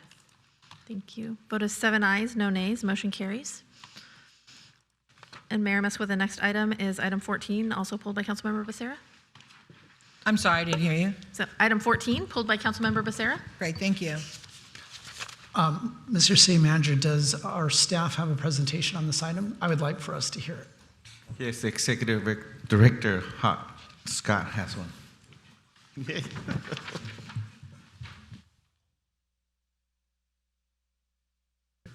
Good I'm sorry, evening. can you hold on one second? Does the council need a presentation, or are you good? No? You're the only one, Councilmember. Okay, so the reason why Good, I'm thank asking you. for the presentation, all right, fine. I appreciate the efficiency, because sometimes that's not done up here, so I appreciate that. What I'd like to ask, because of this item, I wanted everybody to hear, I wanted the community to hear about it, that was my intention, but because of the fact that this item is a great item, right, and I'm gonna support this item all the way, and we're investing in this sort of surveillance equipment because why? Because we made some significant investments in our zoo and we want to make sure that we keep them safe. So what I would like to see, because a concern down in my ward is the Alton Bike Trail between Bristol and Main Street. And I feel like because the zoo is a parks facility and the bike trails are parks facilities, what I would like to ask staff to do is, again, because this item was on our agenda, this is something that I'm going to be very much advocating for the Alton Bike Trail in the upcoming budget. So what I would like to ask, I was hoping everybody would get a chance to see what staff was presenting, but I would like to see us, or I'd like to see staff prepare something for the upcoming budget that provides proactive live video monitoring of that Alton Bike Corridor, because we've got so many children going and utilizing that trail. You know, it stunk that we had to wait until kids were assaulted before we had fencing along a bike trail to keep folks out from the county flood control channel from assaulting our children. And so right now I get numerous calls from constituents concerned about what's happening along that bike trail. And right now, I mean, God bless our PD for going through and doing the patrols that they do, but it's just not enough. We need proactive surveillance of that area, observation, because things are happening over there. It's not something that's very easily seen from the streets. And I'm open to other solutions, but at this point, I think the only thing that we really could utilize in that area is proactive live video monitoring. So I'll support this item. I like the direction we're going when it comes to protecting our parks assets, but I'd also like to see that continue and expand it over to the Alton Bike Trail. That's not part of the motion today. It's just approved staff recommendation, but I'd like to see staff come back with something for the Alton Bike Trail. We can look into it, yes. Thank you. So I'll move Make the a item. motion to move the item. Too late, I did it. I'll second your item. Let's prepare to vote.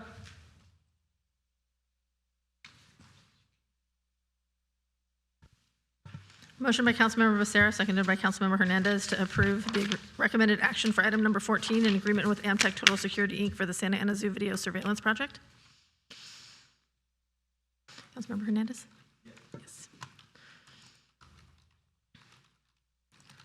Vote is 6 ayes, no nays, with a temporary absence by Councilmember Fan. Motion carries. Thank you. That's the end of the consent calendar. At this time, the public hearing has been canceled. We're going to go to item number 24 at this time. It's the council member requested item. It was requested by Councilmember Lopez. Councilmember Lopez, the floor is yours.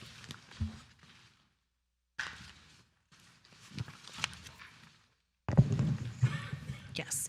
So I submitted a request to the city manager's office. We had our consultation. And really this is important because there's not one day where I'm not driving to work, particularly in some of our big intersections where there's a pedestrian trying to cross, but they're having to move inward into the main intersection because somebody's driving a massive truck, they're being inconsiderate, they're stopping in the middle of the crosswalk. It's also a visibility issue when people are trying to make a right-hand turn and they're looking to their left-hand side and there's trucks blocking their view. So we have some of these, crosswalks placed back in some intersections already in the city. And all I'm asking is for this process to be implemented consistently citywide at all of our intersections. We've heard that the overwhelming majority of our constituents don't own a car, which means that they are walking to get to school, they're walking to buy their groceries, they're walking to drop off their kids, they're walking to the bus station. They're moving around throughout the city, just not by a vehicle. And particularly in the area of 17th and Grand, we have a couple schools there, and the many times I've seen cars just pass the red light and make a right turn when students are trying to cross. It's extremely dangerous. There's really not a week that doesn't go by in this city that there isn't a car accident where we're all being told about that. And so I do think that if we are going to be invested in our current plan to reduce and eliminate fatalities by cars, then I do think that this is in the interest of our community. It protects our constituents, and it ultimately creates a buffer between moving vehicles and people that are trying to get from one corner to the next and so forth. And so I would love to see this be implemented citywide, and that is what I'm asking my colleagues to consider tonight. Thank you. Councilman Hernandez? Thank you, Madam Mayor. I'm supportive of the request, Council Member. That'll conclude my comments. Thank you. Thank you. Any other comments? Councilman Vasquez? Thank you. I'm supportive of this request. We do have high pedestrian death rate. We need to do more safety for especially our children out there as they're walking to and from school. So I'll be in support of this. Thank you. Mayor Pro Tem? Thank you, Mayor, and thank you, Councilmember Lopez. Definitely supportive of just seeing like an assessment of what this looks like throughout the city. I know it's 27 square miles, so it's a huge undertaking to really identify the core safety corridor issues, but definitely supportive of seeing something brought back by city staff. Thank you. So, Mr. City Manager, I'm going to support this item, but I have a couple of questions for you. So, and I'd like it brought back if we could all agree to that in 90 days with the report, if not 60, but 90 preferably. I know you guys are in the middle of budget season. So we have the 5 corridors, and I don't know who's going to answer these questions in our city, right? Under the city's Vision Zero goals, is that correct? It was voted on before, I believe. Oh, no, in 2024, I think it was. April 2024. April of 2024. So the 5 corridors, and correct me if I'm wrong, Rudy, I'm sorry, Director Rosas. Tustin Avenue, Euclid First, Main Street in downtown Santa Ana, and Greenville. Did I forget one? That's correct. Is that correct?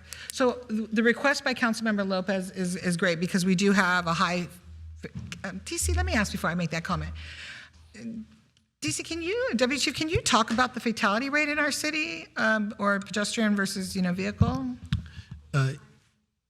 It's the highest on Euclid? Well, that's your ward, Councilmember Fan. Okay, go ahead. That's why we're fixing Euclid. Thank you, Director. Go ahead, DC. Good evening, Mayor. Just in terms of numbers alone, last year we had 34 fatalities for a total of 29 collisions. This year we have currently 5 fatal collisions that we've investigated. So we had 34 in 2025 and 5 this one in 2026. Yes, ma'am. Okay, thank you. Okay, thank you very much. Director Rosas, can you talk about the? So the request by Councilmember Lopez is welcome. The safety concerns are shared by Public Works and the work our traffic engineering division does. The items to be implemented are already identified in our Vision Zero plan, and in projects as we improve intersections are incorporating those types of elements in that. So we would appreciate the 90 days to come back with a full report and what it would take in terms of addressing all intersections in this matter, because it is a time and investment effort in terms of what it takes to restripe, reslurry, sort of set back traffic signal loops and all these things that are required to accommodate the more enhanced crosswalks. It's not just as simple as putting additional paint on the ground. So you already know the plan because we have the city's Vision Zero. Correct. So we have not been doing it, we have not implemented?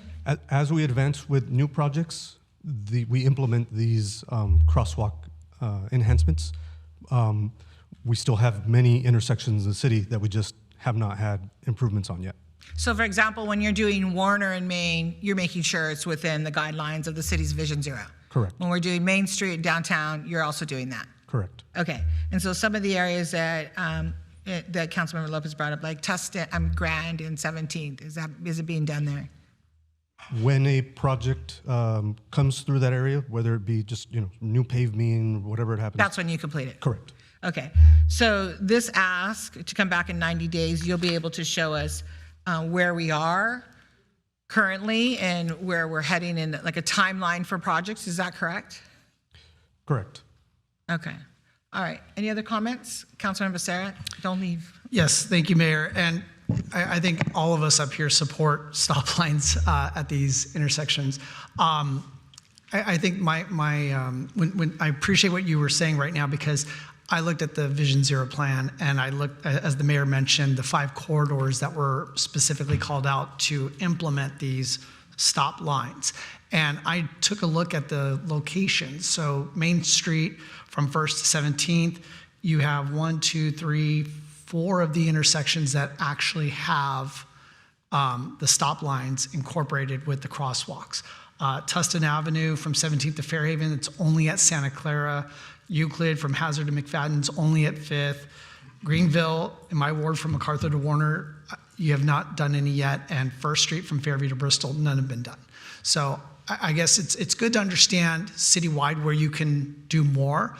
My understanding when all of us on the council voted for the Vision Zero plan back in 2024 was that this was going to be kind of the jumping off point. And right now it kind of seems like you're still looking at the water and you're not quite in the water just yet because, as I just read off to you, you have quite a few intersections to improve in the 5 corridors that staff identified and this council approved. So I just, tonight it feels like I'm hearing a lot of duplicative requests, and I don't want to slow down staff's ability to continue to do the good work that they're doing.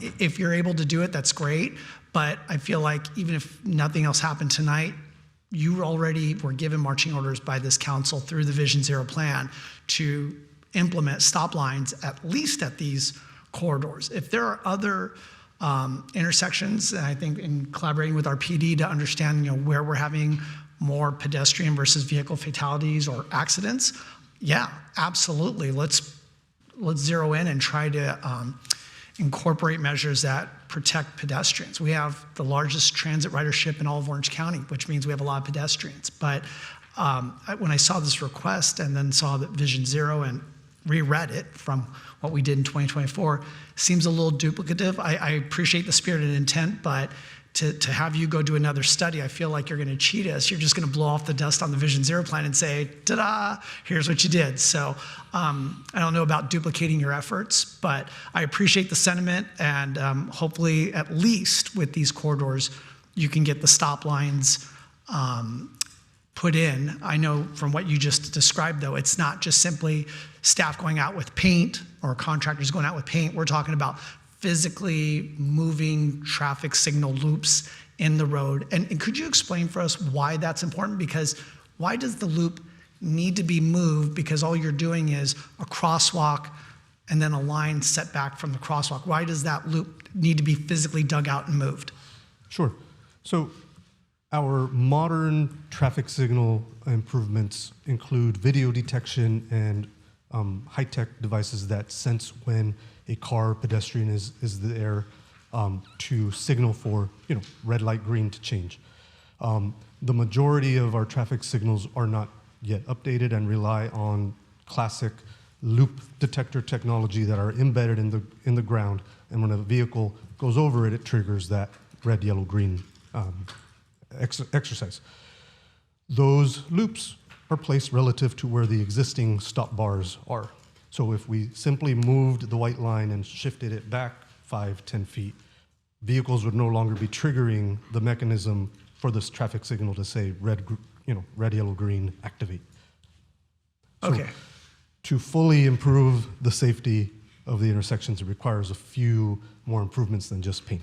Because if not, I was going to ask you to get your butt out to Greenville right now and finish from MacArthur to Warner, but it sounds like it's not that simple. So thank you. So we can, at the very minimum, which is I think this is a good idea, we can do an assessment where Can we you are. speak into the mic, please?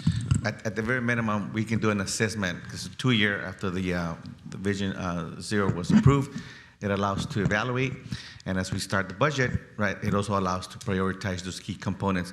We can also show we actually made improvements that were not part of the Vision Zero and why we did those improvements. So we'll get that in 90 days. So, Mr. City Manager, I believe we approved your construction crew, like 10 people. Yeah.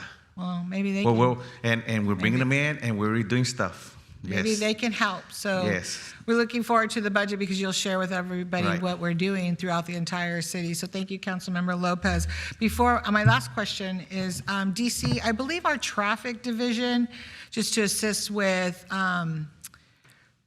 tickets or accidents or whatever it may be, take care of pedestrians. I mean, for speeding, and we have, I was talking to some constituents, Warner and Maine, I'm sorry. Okay, Maine and Warner, some of the constituents were talking about like speeding, cars speeding really fast. So did our traffic officers get laptops to assist them with all of this? I know it's kind of like an off question, but it's part of what the issue is about safety. We did today. They were in my list? Okay, great. When are they gonna get them? They will have to be ordered, Madam Mayor. I don't know exactly when they will come in. I know they're anticipating that piece of technology coming to assist them. I would like to share something else that Please share. Chief Rodriguez recently implemented. So with the 2026 calendar year, we restructured our traffic division to be area-based, very similar to our directed patrol units where we have a north and a south, very similar to where we have our area commanders that are also north and south. Now we have traffic-based teams that are also oriented to the north and to the south. We added additional staff to our traffic division in an effort to mitigate some of our traffic-related collisions and stuff that we're having. And we're also leveraging some of the OTS grant funding we get through the state to be more effective on our traffic front. So those are some changes that Chief Rodriguez has implemented, and thus far it's been very well received. We will have our new motors are in motor school, I believe, as we speak. So once we get them all finished up with their training, the on-ramp for that is significant. But once they get fully certified, they'll be out there in the streets. Well, we used to have 15 motors, is that correct, or more? The numbers have fluctuated throughout the years. How many will we have now? Right now, we are, I believe we're at 12. Perfect. But we have some other folks that do some of our collision investigations. They're also certified to ride the motors. However, they focus on investigating some of the fatal collisions and some of our hit and runs. Thank you. Thank you for sharing that. So and then- Councilman Becerra always has a request up here for his ward, and I have the whole city. But, he wants lights and people want lights up here. So on the north end of Santa Ana, let me just drop a request. We had asked for the street sign to be Paint it. glow in the dark. Okay. And we put some funky, F-U-N-K-Y, tape, and then it fell off, and then we painted it, and it's supposed to glow in the dark, because we have all these speeding cars down there, and it doesn't really glow in the dark. Again, we did kind of like a half whatever job, and so Director Rosas, I'm looking forward to you looking at this plan so that throughout the city, I may be a little piece of this, that we can look at areas that people race, and we can, I know Councilmember Becerra talked about surveillance cameras. I'm not going to ask for that yet, but that we can have traffic officers there, DC, in those areas where you've identified where cars are racing and placing people in danger. And I know it's a little off, but I want to make sure I state that publicly, because we do have a need for motor officers. And we have a need for our officers to stop cars and give tickets for speeding. We're not racially profiling. We're giving tickets for speeding and racing. And with that, I'd like to make sure our stop signs glow in the dark, City Manager. Yes, Mayor, but we'll do that. That's number one. But number two, Can I get that promise? Is that a promise? yes, What, by when? I'll let you know tomorrow. Okay. You'll find out. But I don't wanna how would I say, understate what DC Roland and Andrade just said. The fact that we're adding additional traffic and in a way that we have area commanders, right? So we're literally gonna have folks traffic patrol officers that focus on the north sides and the south sides, kind of like how we're doing our general patrol, our direct patrol. Today, I mean, I think, if I'm mistaken, 4 to 6 new officers doing motor training, correct?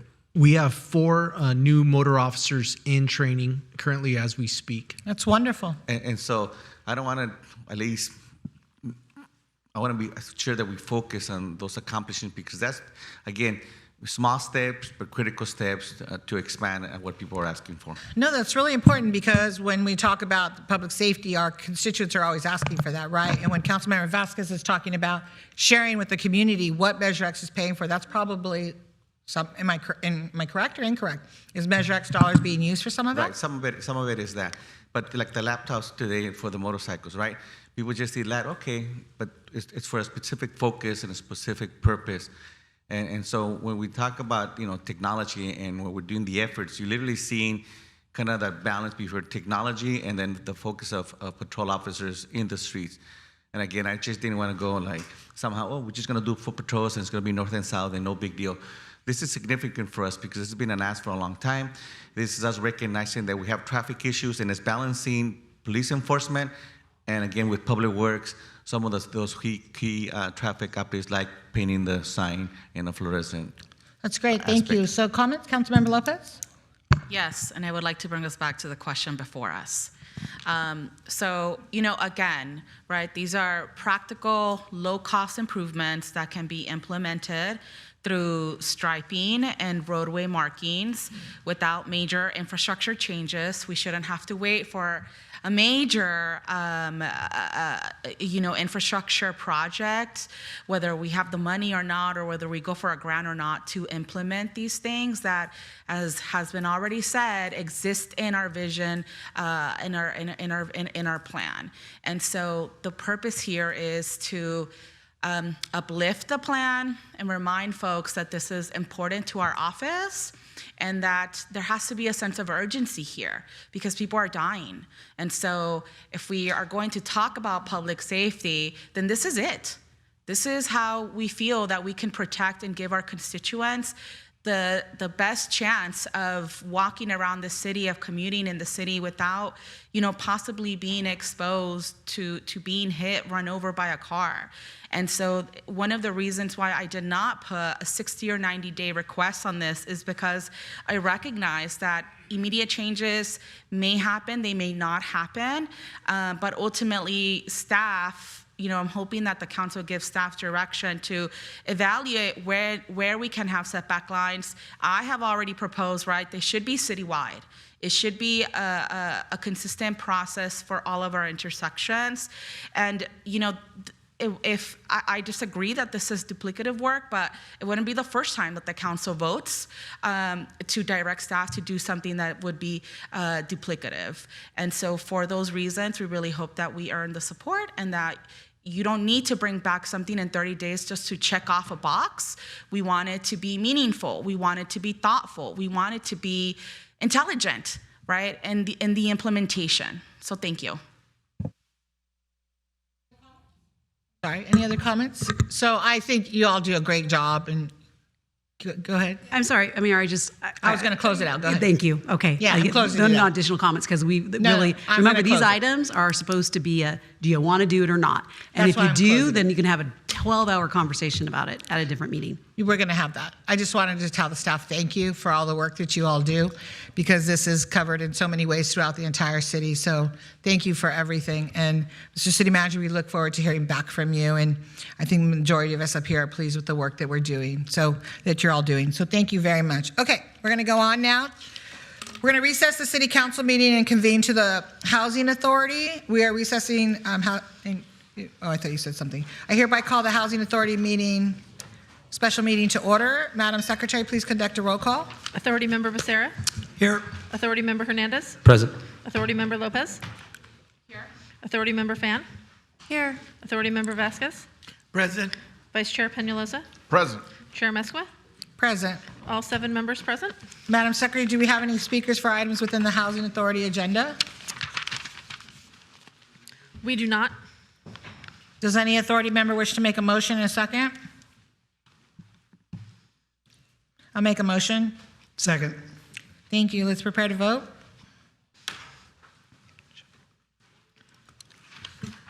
Motion by Mayor Amesqua, Chairperson Amesqua, seconded by Authority Member Becerra to approve consent calendar items 1 and 2 of I'm a the yes, Housing Madam Authority. City Clerk. It's not allowing me to vote on my tablet. Okay, I can do a roll call. Authority Member Becerra. Yes. Authority Member Hernandez. Yes. Authority Member Lopez. Yes. Authority Member Fan. Yes. Authority Member Vasquez. Yes. Vice Chair Peñalosa. Yes. Chair Mesqua. Yes. Vote of 7 ayes, no nays. Motion carries for the consent calendar. So at this time, we're going to go to the public hearing. We're going to end the consent calendar. Before the public hearing, item number 3, Madam Secretary, are there any speakers? Just let me to confirm if there's no in-person speakers and there were no e-comments related to this public hearing. But you will have to, let me confirm on Zoom first.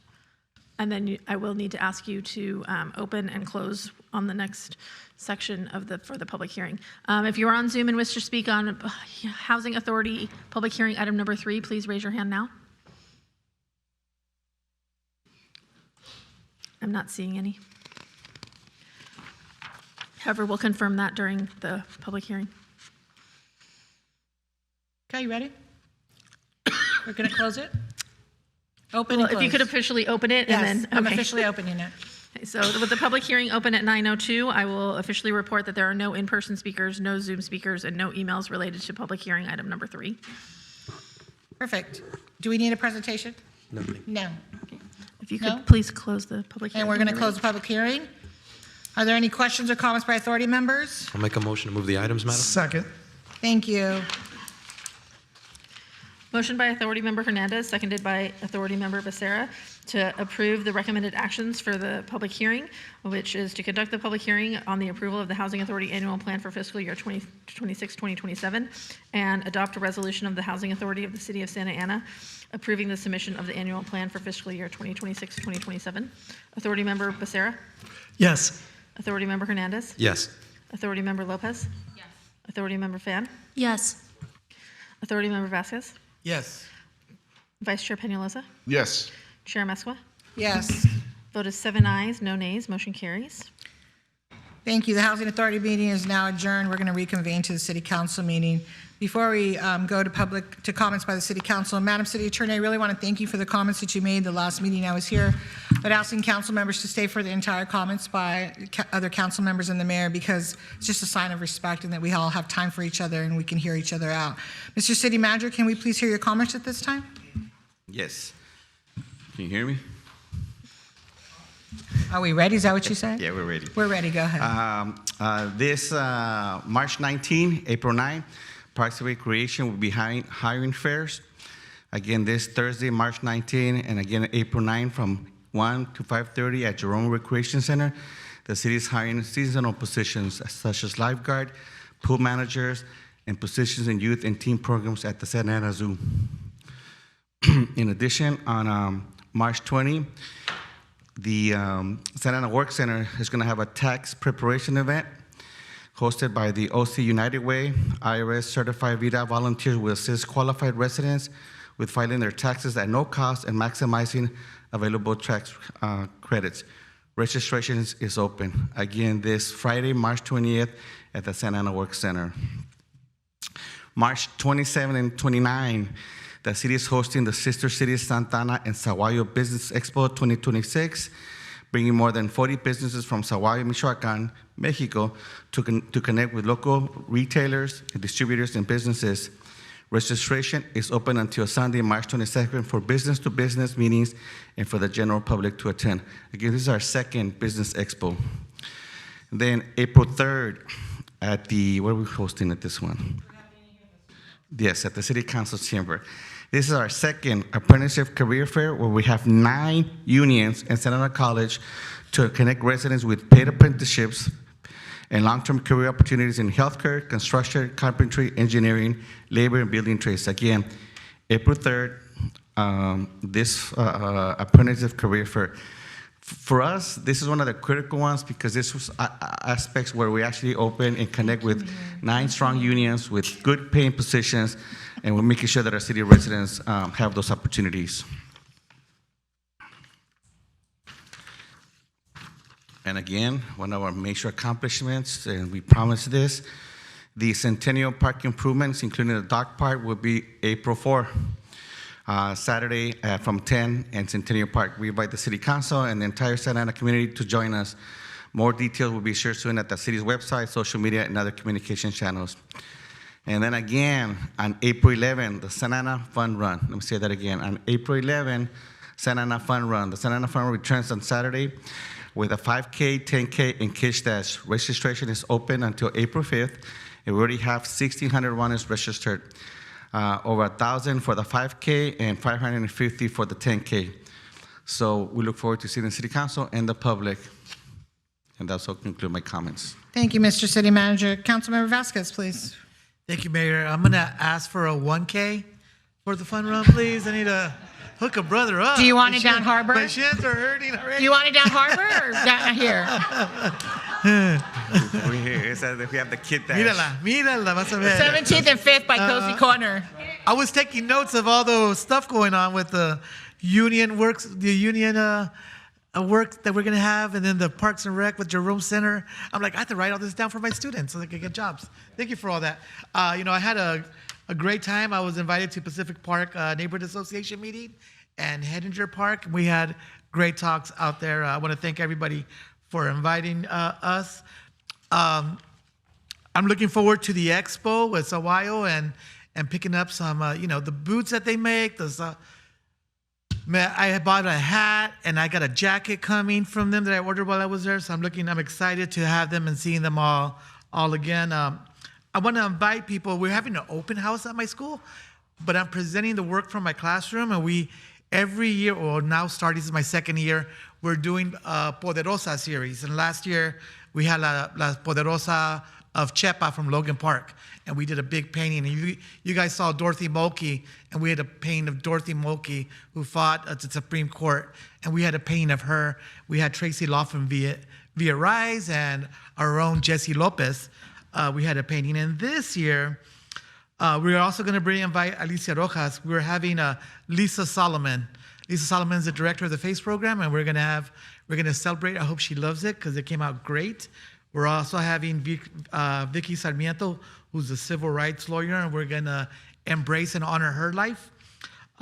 We're also going to have dedication for Sandra de Anda, for the director of OC Rapid Response, and all the work she's doing across Orange County, but specifically here in Santa Ana.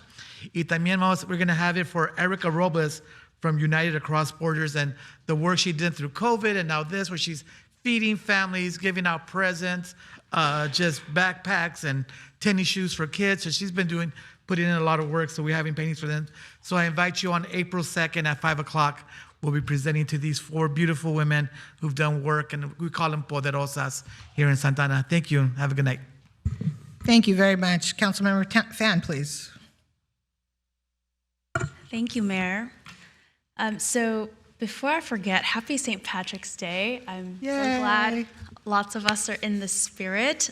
You see I want to show everyone my lettuce face. I'm very excited for it. Anyhow, I wanted to make sure that we celebrate the fact that the zoo just turned 74 years old on March 8th when it opened in 1952, which is 3 years older than Disneyland. I bet you, Mayor Pro Tem Peñalosa did know that. So we really look forward to celebrating the 75th anniversary next year on March 8th, 2027. Director Scott, I expect it to be very fun.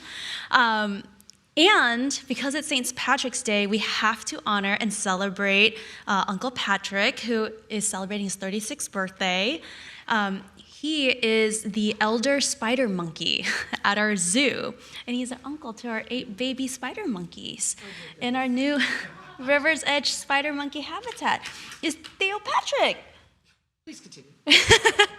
So definitely go out to the new Otters habitat, go check out our new spider monkeys and all the amazing, they have these like rope bridges and things like that so that the spider monkeys can, really roam around and be safe, and it's a super fun thing for families to do. I intend to take my nephews out to see them. And I hope that everybody has a happy and safe St. Patrick's Day. Just watch out there. Don't drink and drive. Use Lyft, Uber, and all those other fun things. And there's a very special day happening in a couple days, but I will leave that to someone else to discuss. But have a good night, everyone. Let's do you. Do you want to go now? I just want to make sure. Councilman Becerra. Thank you, Madam Mayor. So tonight we celebrated Segerstrom's accomplishments with their girls soccer team. And soccer, of course, is very synonymous with Santa Ana, and so why should it stop with just Segerstrom? Santa Ana's own Modern Day went to Sacramento this weekend. Both the boys and the girls team brought home the state championships, both of them, both the boys and the girls.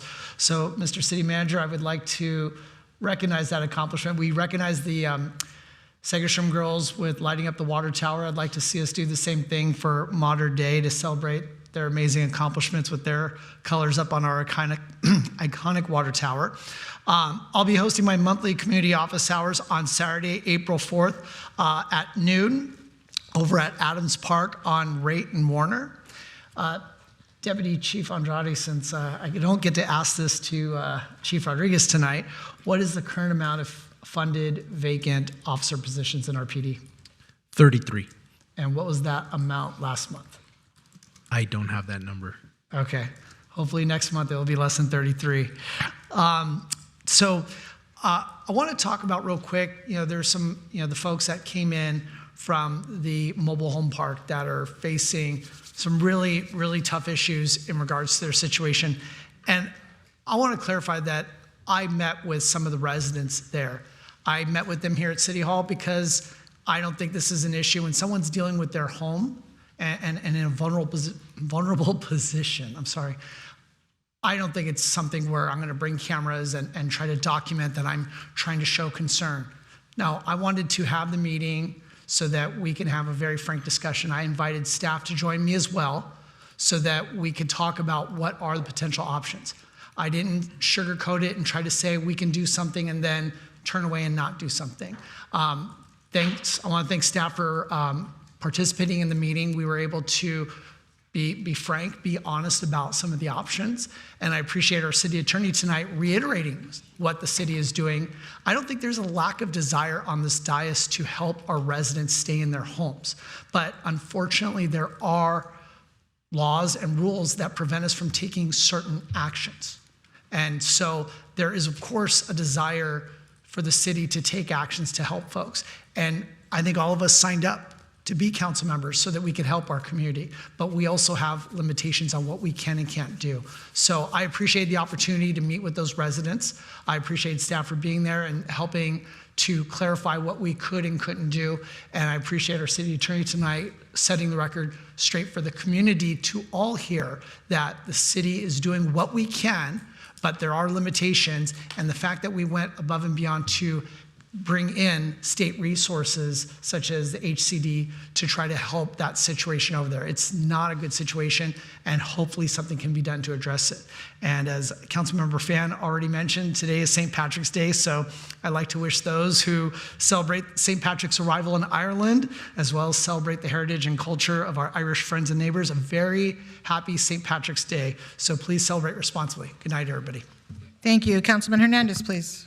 Thank you, Madam Mayor. I want to begin by thanking the members of the public for tuning into today's council meeting, our city staff for preparing today's agenda items.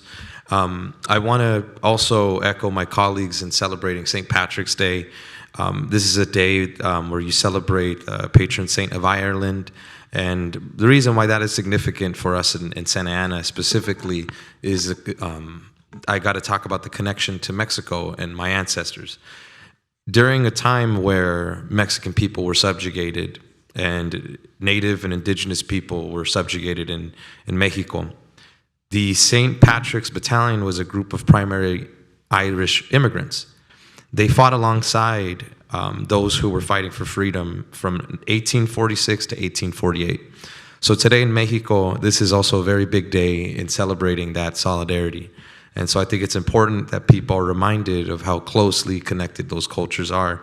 And it's why so many people look forward to celebrating St. Patrick's Day. So I just want to uplift my love and support to the Irish community.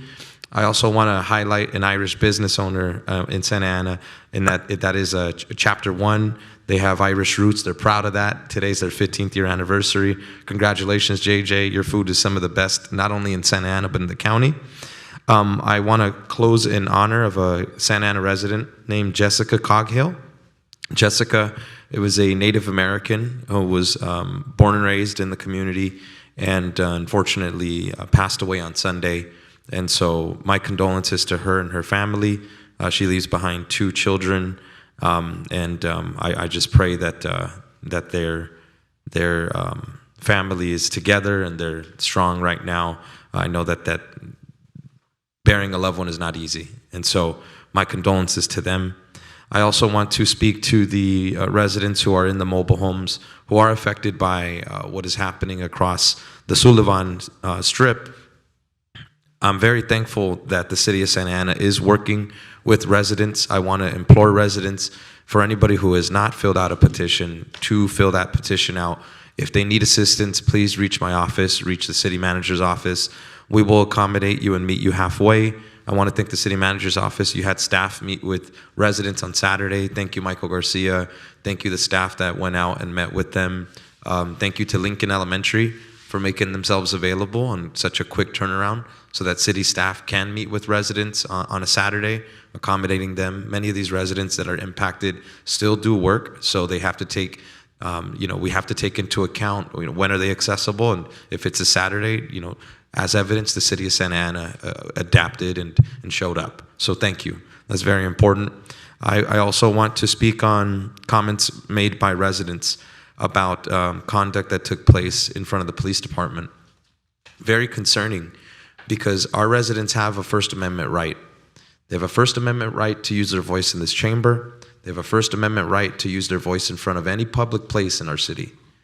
And the family that was protesting in an officer who was being investigated for not 1 but 2 different shootings, they were holding a action in front of our police department, and one of our officers who was involved in this shooting walked out.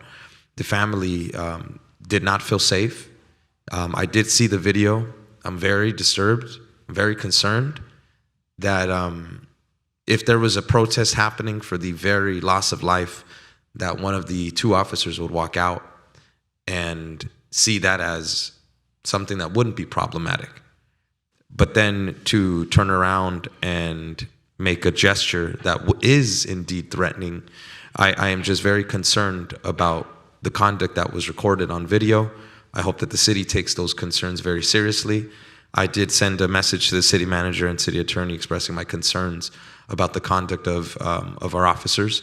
I expect that our residents are going to be treated with respect, even when we disagree with them, when they use their First Amendment rights. And the same applies to our officers. I want them to feel respected. I want them to feel safe in the workplace. But at the end of the day, when it comes to our residents' First Amendment rights, I'm always going to be on the side of protecting their free speech. Thank you. That'll conclude my comments. Thank you, Mayor Pro Tem. Thank you, Mayor Amezcua. First, I just wanted to give a quick little update on something that I geek out about with the Transportation Corridor Agency and just mobility in the region. As many of our residents know, I currently serve as the Vice Chair of the Transportation Corridor Agency. And I wanted to announce that just a couple weeks ago, the signing of the Master and Operating Agreement by partner agencies to advance the 24191 Express Connector project, which is huge for the Southern California region, finally took place. This new toll median to median connector will establish a direct link between the 241 toll roads and the 91 express lanes.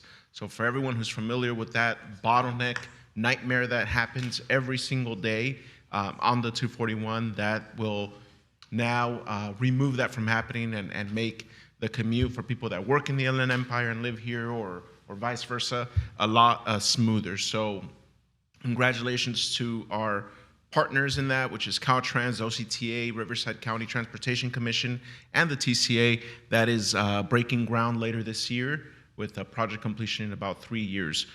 With that, I also want to thank city management staff for bringing the Saguayo Business Expo to Ward 6, which will now be happening. I know that the one in Ward 4 wasn't as successful, but we're now moving it to Ward 6 to greener pastures, and hopefully it's a successful event. I'm kidding, Councilman Becerra, but I'm excited for that to come. On Sunday, March 29th, I'd like to invite the residents listening and families to Memorial Park. We're going to be hosting a small build your own Easter basket day for kids. I know we used to have the egg hunt event a couple years ago that we unfortunately had to do away with due to budget constraints, but I'm hoping that this event brings some nice smiles to kids in the city to build your own Easter basket. With that, I'd like to wish my father-in-law a happy birthday, who turns, I don't know how old he turns actually, but I know it's coming up on March 19th. I think back to the life that he's a refugee from Vietnam, and the life that he's been able to build here in America is just something that I look as an inspiration to me and my family, and I'm thankful for everything that he does for me and my family and his grandkids. And with that, I don't know if city staff remembers, but on March 18th, 2025, we were having a city council meeting here, and my phone kept ringing because my wife's contractions were getting closer, and we were awarding the contract for the dog park improvements. And I did not want to leave until I voted yes to awarding that contract. I was like, there's no way that I waited 8 years for this, and now I'm not going to vote on this. So my wife kept calling, and later that night, which was March 19th, at like 2:30 in the morning, she gave birth to our beautiful son, Lucas Elias, who turns 1.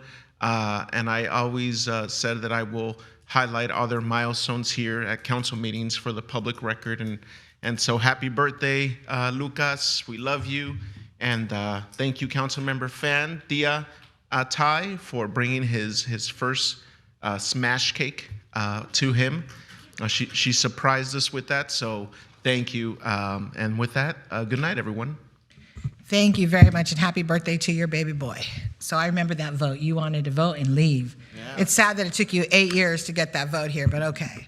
So first of all, let me start off with the mobile home. Mr. City Manager, Madam City Attorney, staff, thank you very much for addressing this issue. I know Mr. City Manager and Deputy City Manager, we had that conversation a couple months ago when Congressman Correa called me on a Saturday night about 10 p.m. And Sunday we spoke, and so it's been in the motion now for a couple months, and you guys have done phenomenal work, and I really want to thank you. And I believe, as I had stated earlier, Assemblyman Valencia's office has been in touch with them today actually, and I called them, and they'll be meeting, HCD will be meeting with them shortly with the mobile home park people and Assemblyman Valencia. So, I just want to be clear. I have been off for 5 weeks. This is my first day with makeup on, out of my pajamas.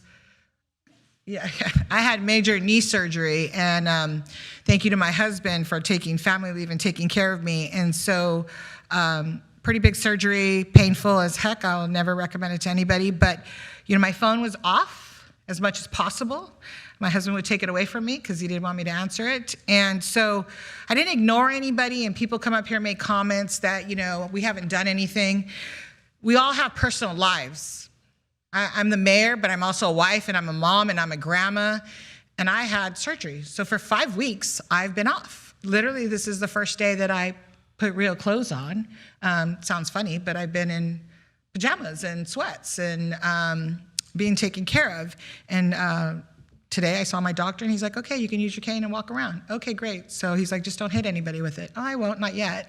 But I just have to say, when people come up and say, oh, Mayor, your body language, nobody knows what we're all going through up here.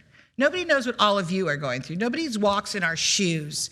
I don't know, and you don't know if somebody just had somebody pass in their life, or you have a migraine, or you have a freaking knee that's killing you for sitting here since 4 o'clock that I asked my husband to come pick me up because he has to drive me and help me out because I can't even, I'm not gonna be able to get up very easy right now. And I'm not making excuses.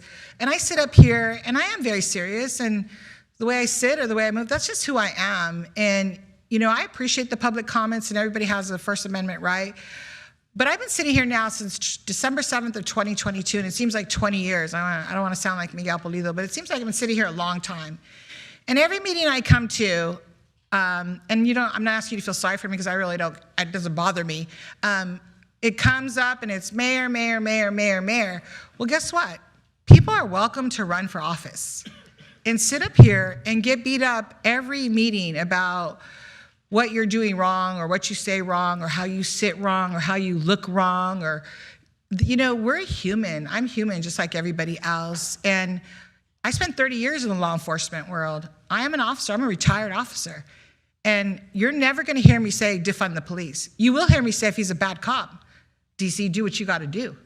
You will hear me say if he's a bad director, do what you got to do. If you're a bad lawyer, do what you got to do. If you're a bad fireman, do what you got to do. If you're a bad city manager, we will do what we have to do. But I do not sit back here and protect officers when they do something wrong. And Mr. City Manager can attest to that because we've had many conversations about officers, good ones and some that maybe are not so good. But it's not my job as the mayor to investigate them.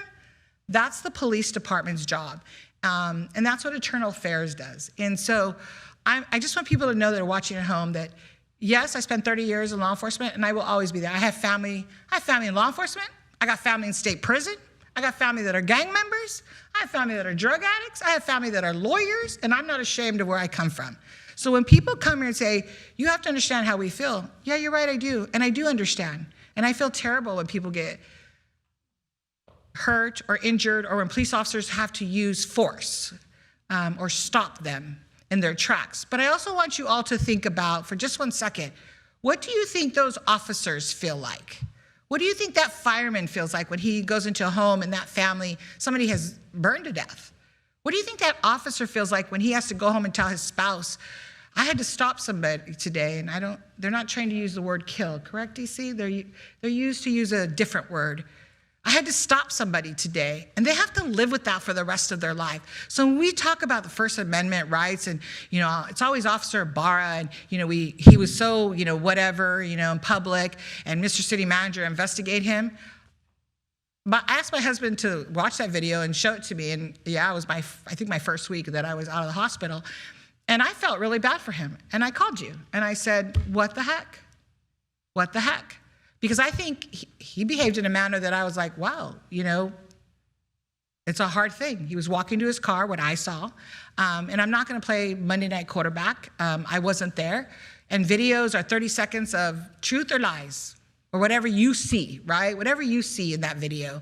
And I would just say that we have a responsibility up here as a council to also take care of every employee, not just police officers, public works, parks, community, I always get it wrong, Mike, sorry. Community development, finance, men's division, your staff, Sue, all the women in Gaston on the 8th floor. We have a responsibility to take care of all of our staff, men and women on the 8th floor. I say Gaston, Paul, sorry. You know you like me, Gaston. So, I mean, we have a responsibility to take care of our staff too. So when people say, you know, fire him and do this and do that, you know, I don't know Officer Barrs or any officer's real personal life. I don't know if they have wives, children, one wife, or husband, or children, or grandchildren. But what I do know that as the mayor, I'm going to sit up here and I'm going to let them investigate their officers. And we do have a police oversight committee now, and I'm going to let the city manager do his job because that's what we hired him for. I'm not going to sit up here and judge any officer and say, oh my God, and publicly say what he did or she did is wrong, and you know we need to do this and that and chicken fat. My job is to make sure that our city manager, at the direction of the council, investigates and does what he is asked to do. So I feel bad for our officers at every meeting since I've been sitting here December 7th of 2022. People up here beat up our police department. They beat them up. Defund them, don't like them, this, that, chicken fat. Oh, you know, well, if you look at the survey, when people do the submit the survey for our budget, there's two things that they submit that are priority. What are they? Public safety, quality of life. What does that mean? That means we don't want to get rid of our fire departments, even though they're paid for the county, because we are in the top 3 of our fire calls. Am I correct, DC? Top 3. Top 3 for fire department. And we don't want to get rid of our police department because when I call 911, and I always say it up here, I want somebody to come. And I've had to call 911 numerous times. And I know that our community at home wants them to come. They want them to stop the gang activity. We want to talk about safety in our city. And yes, our streets are important, our crosswalks are important, but let's talk about all the emails we get about kids with guns shooting each other. Let's talk about that, because we're not talking about that. Yeah, I've been off 5 weeks, so stand by, Mr. City Manager. Let's talk about that. Let's talk about how much fentanyl our officers on a traffic stop take out of a car. Fentanyl, guns, and money. That's a regular email that we get. Fentanyl, guns, and money. But what I call you earth people in the community, you don't see that. You do not see that. People, and a small percentage come here from CSO, wherever they're from, and they beat up our people. Do you think that the 310,000 people that live in the city at home are saying, we'll get rid of our police department? No, they are not. Or get rid of our fire department? No, they are not. They're saying, can you hire more officers, please? Can you make sure you're funding our police department, our fire department, so they come? That's what they're saying if you really sit down and talk to them. Even the grandma that lives in Navajo, she'll whisper to you, I want more police. Okay, you got it. I want them to come out and arrest my grandson because he's a gang member. Okay, you got it. Because I've had those conversations.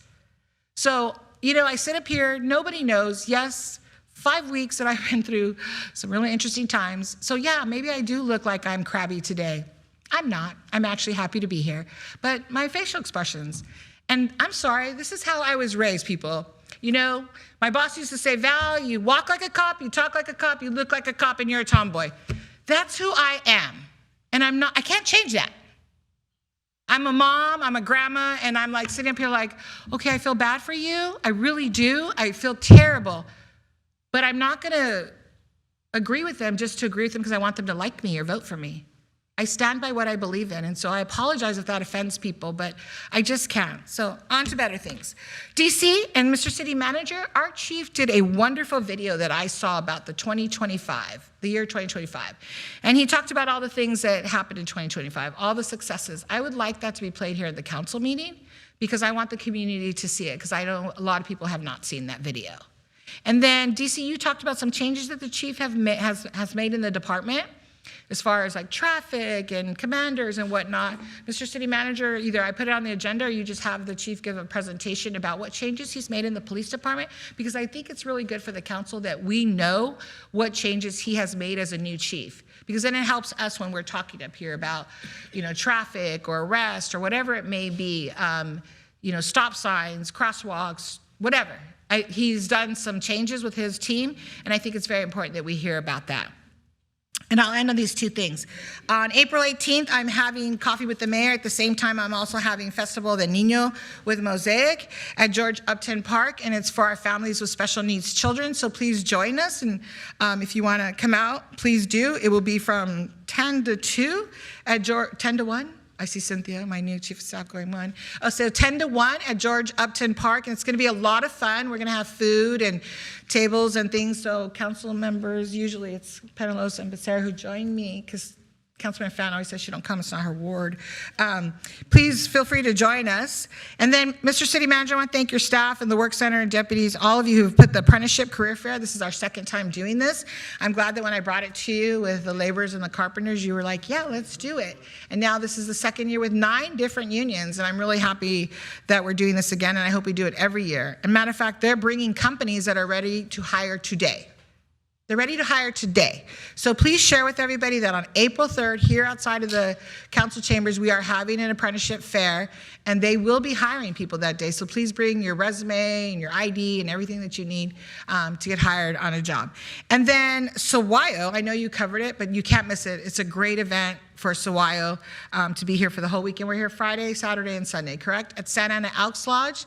Please join us, and there's a lot of beautiful things you can buy. I know Councilman Vasquez talked about a jacket that he probably paid a lot of money for, and boots.